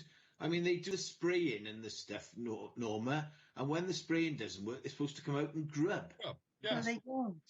No, I know we don't, Norma. No, I'm just saying. I've reported it as well. We've all reported it. Yeah. So, but how are we going to pick that up in a recommendation? So we've already got a recommendation about scheduling, though, haven't we? I'm just wondering, would we pick it up under scheduling? I'm just trying to find a way around it. I'm not trying to get an answer. It's about active systems. It comes back to, as members, we feed into them via Linda Ash or whoever, and then we want then a response back. That's the bit we don't get. Is it being enacted or not? And I can tell Councillor Ashley now, because what we started talking about is no vision, and the staff don't know what their aims are. Now, whether or not they feed back to you, that's a different area. So we've already got a recommendation on scheduling. Yeah. When the exercise has been carried out, they're going to discuss it with you in your member area meetings or a seminar. Yeah. But then that should be shared in the same way as the waste is, via a rota with the residents. So that's the one area. But the area about the staff, which is where you seem to be quite concerned that the staff are not aware of the aims. That's the one about reinforcing, communicating and educating on legislation and on the vision, and to do that on a regular basis so that they understand the aims of the service. They're two separate things. Do they have regular team meetings or regular group meetings or regular gang meetings? But and that's when it would be done, isn't it? If you think we used to always talk about toolbox talks and that type of thing, that's when they need to keep reinforcing those ideas. Okay. Who you wanted to come in? Yeah, I'm finished yet, Chair. Oh, sorry, no, slap my wrist. So keep on about this, but APSI said the grass cutting, no clear vision, there's confusion between officers and workers. I know you're saying about the strategy, but do they realise what strategies we are talking about? Because grass cutting and there's the cleansing, and you know there is a bit of a difference between them, because if you look at the complaints from outside, you know, the residents that came in, they've all said Pontypool Town Centre is filthy, and I've got to agree with that. And I mean, Gaynor, she knows why too. The mechanical sweepers go around, that's fine, but they can't get into the corners, and nobody comes around and gets into the corners. And there are a lot of corners in Pontypool because it's an old place, if you know what I mean. And somebody needs to go around picking up those things separately from the sweepers. And I don't think we have made that clear, because I think we need to use ordinary language as I'm using now. Otherwise, they won't even think of things like that. They'll be on a higher strategy, if you know what I mean. Do you know what I mean? They just not come down to earth. You mean a man with a broom? Yeah.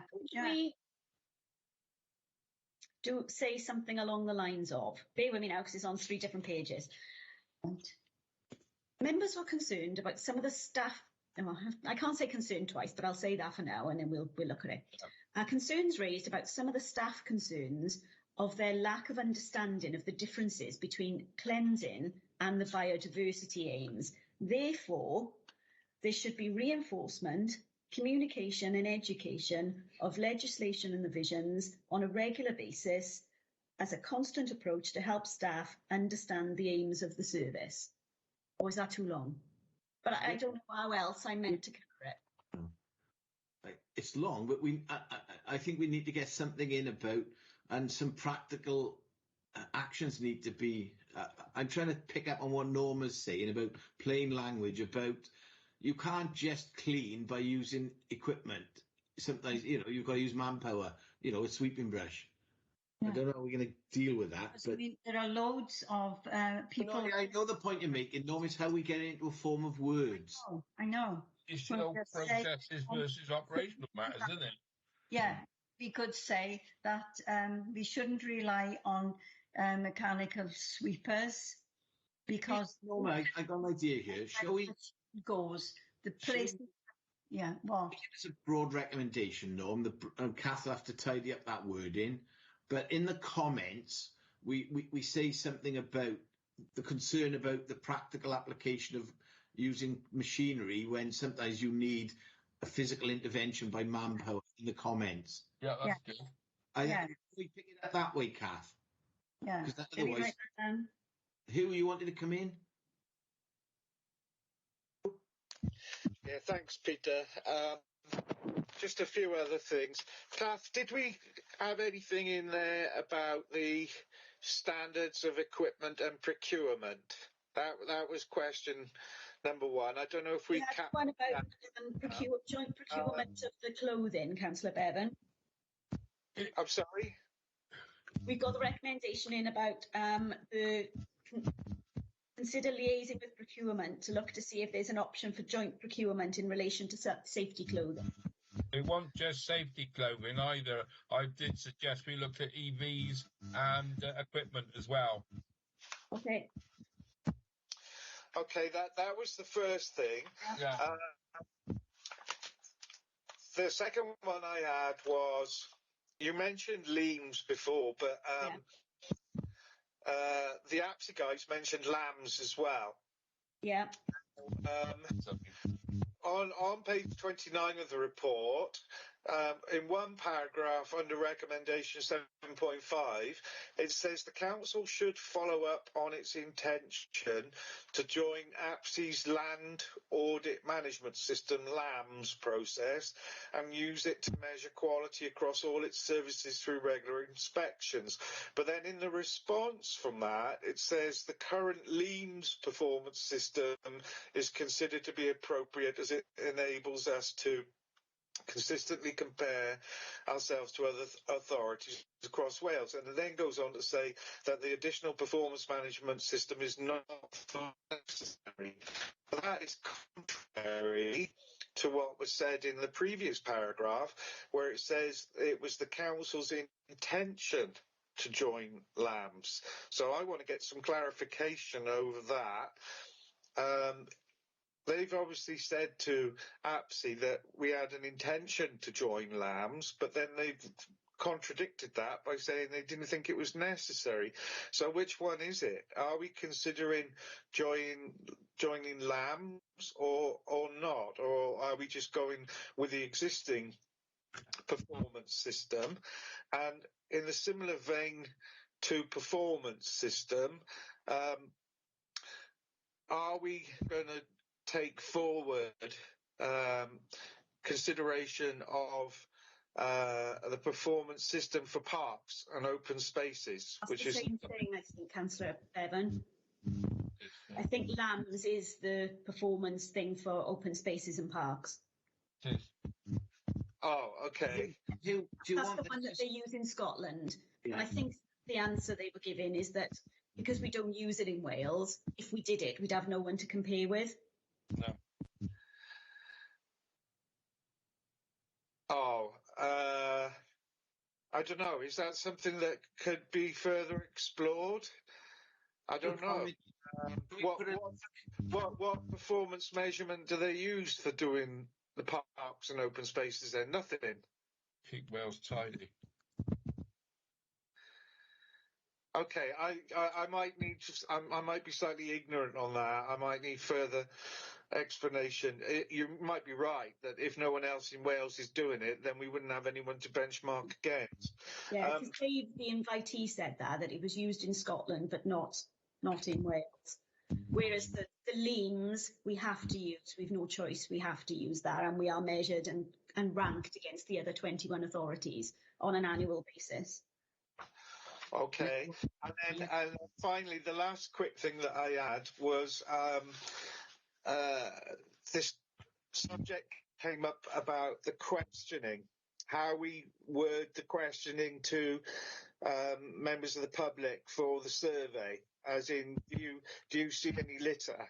And they sort of said yes, and as they said, it could be 10%, 30% or 90%. I wanted other members' thoughts on rephrasing that question, because I think that was something that came up in the report as well. Black, you wanted to come in, or you put your hand down now? You did. Sorry, my hand was down. Just the point I was going to make was that I think Andrew went through the point that Hugh was making about lambs and leaps, was that if we did adopt the other system, I think there would be a financial implication as well. Yeah. So we couldn't compare, but there would be a big financial implication, and, you know, whether we could manage that. Okay, Norma, you want to come in? Yes, are we going to say anything about T-Blind and the booking system? Because that's another thing that people out there are very concerned about. Do you mean the Household Waste Recycling Centre? Yes. Yeah. I'm not sure whether that would be appropriate, Councillor Parish, because that isn't to do, that's the waste and recycling team, and I don't think we can make recommendations on that. Yeah. No, I was just thinking over what I was reading, you know. No, I know what you mean, and even though it came up, I don't think we could make a recommendation on it. Oh, it's fine. Okay. Anything else, Kath, on your list? I mean, I know you can. That's it. I think members, obviously Kath now will tidy up the suggested questions. They'll come out to us to give us another bite, a chance to comment on them. I think I'm feeling pretty exhausted now, so we've got to try and finish this meeting. So are you happy, members, now that we let Kath tidy up these questions, circulate them for comment, and then we'll move on that? Is that okay? Yeah. Colette? I just want to thank Kath and Geraint and Chris, because we've been a 3.5-hour meeting. We haven't finished yet, Colette. Thank them very much. Thank you. Items yet, Colette. So don't worry, we will thank them. Poor old Chris and Geraint, especially in the chamber. And Kath's got COVID. Right. So, Kath, we'll leave that with you. We'll move on now to agenda item 6, consideration of item for the next meeting. I forgot about that. Now, before we look at the paper, in the pre-meeting, we did say we want another meeting on this report. Yeah. Right. So that needs to be factored in. Now, and what are we going to do, Kath, about a report? Now, do we need another report, or do we just need to discuss what we've got, but have the officers, like Andrew couldn't comment on certain things because officers weren't present? So how are we going to play this? That's the way I want to sort of... Okay. Well, on Tuesday, when we had our pre-agenda, you all felt very concerned that you were only able to look at the cleanliness side of it, and that you all felt that an additional meeting was required to look at the environmental side of it. So I contacted Rachel, Andrew and Steve to forewarn them about that, because obviously they now have to produce another report and we need to look at it from a timings perspective. So they're happy to do that. If you request an additional meeting, we can do that. We've got two options, okay? We've got the basket of items, which you'll find in your report, but I'll just remind you of them because it's in front of me. So our next scheduled meeting is the 25th of November, and we are meant to be looking at active travel, including public rights of way, okay? We've another meeting the end of January on recycling, investigating options for the implementation of future recycling enforcement and receptacles. And then on the 10th of March, we've got the air quality monitoring report. So I know you said on Tuesday that you wanted the report to be as soon as possible because you didn't want to lose the impetus that you've got with this. So you can either move things around and not look at active travel on the 25th of November and prioritise an additional report on the environmental side of the APSI review, or we can look to add another meeting in. I've had a quick look and we'd be looking probably at the beginning of December, the week after our meeting on the 25th of November. So it'd mean in a short space of time, you'd have two pre-agenda meetings and you'd have two committee meetings.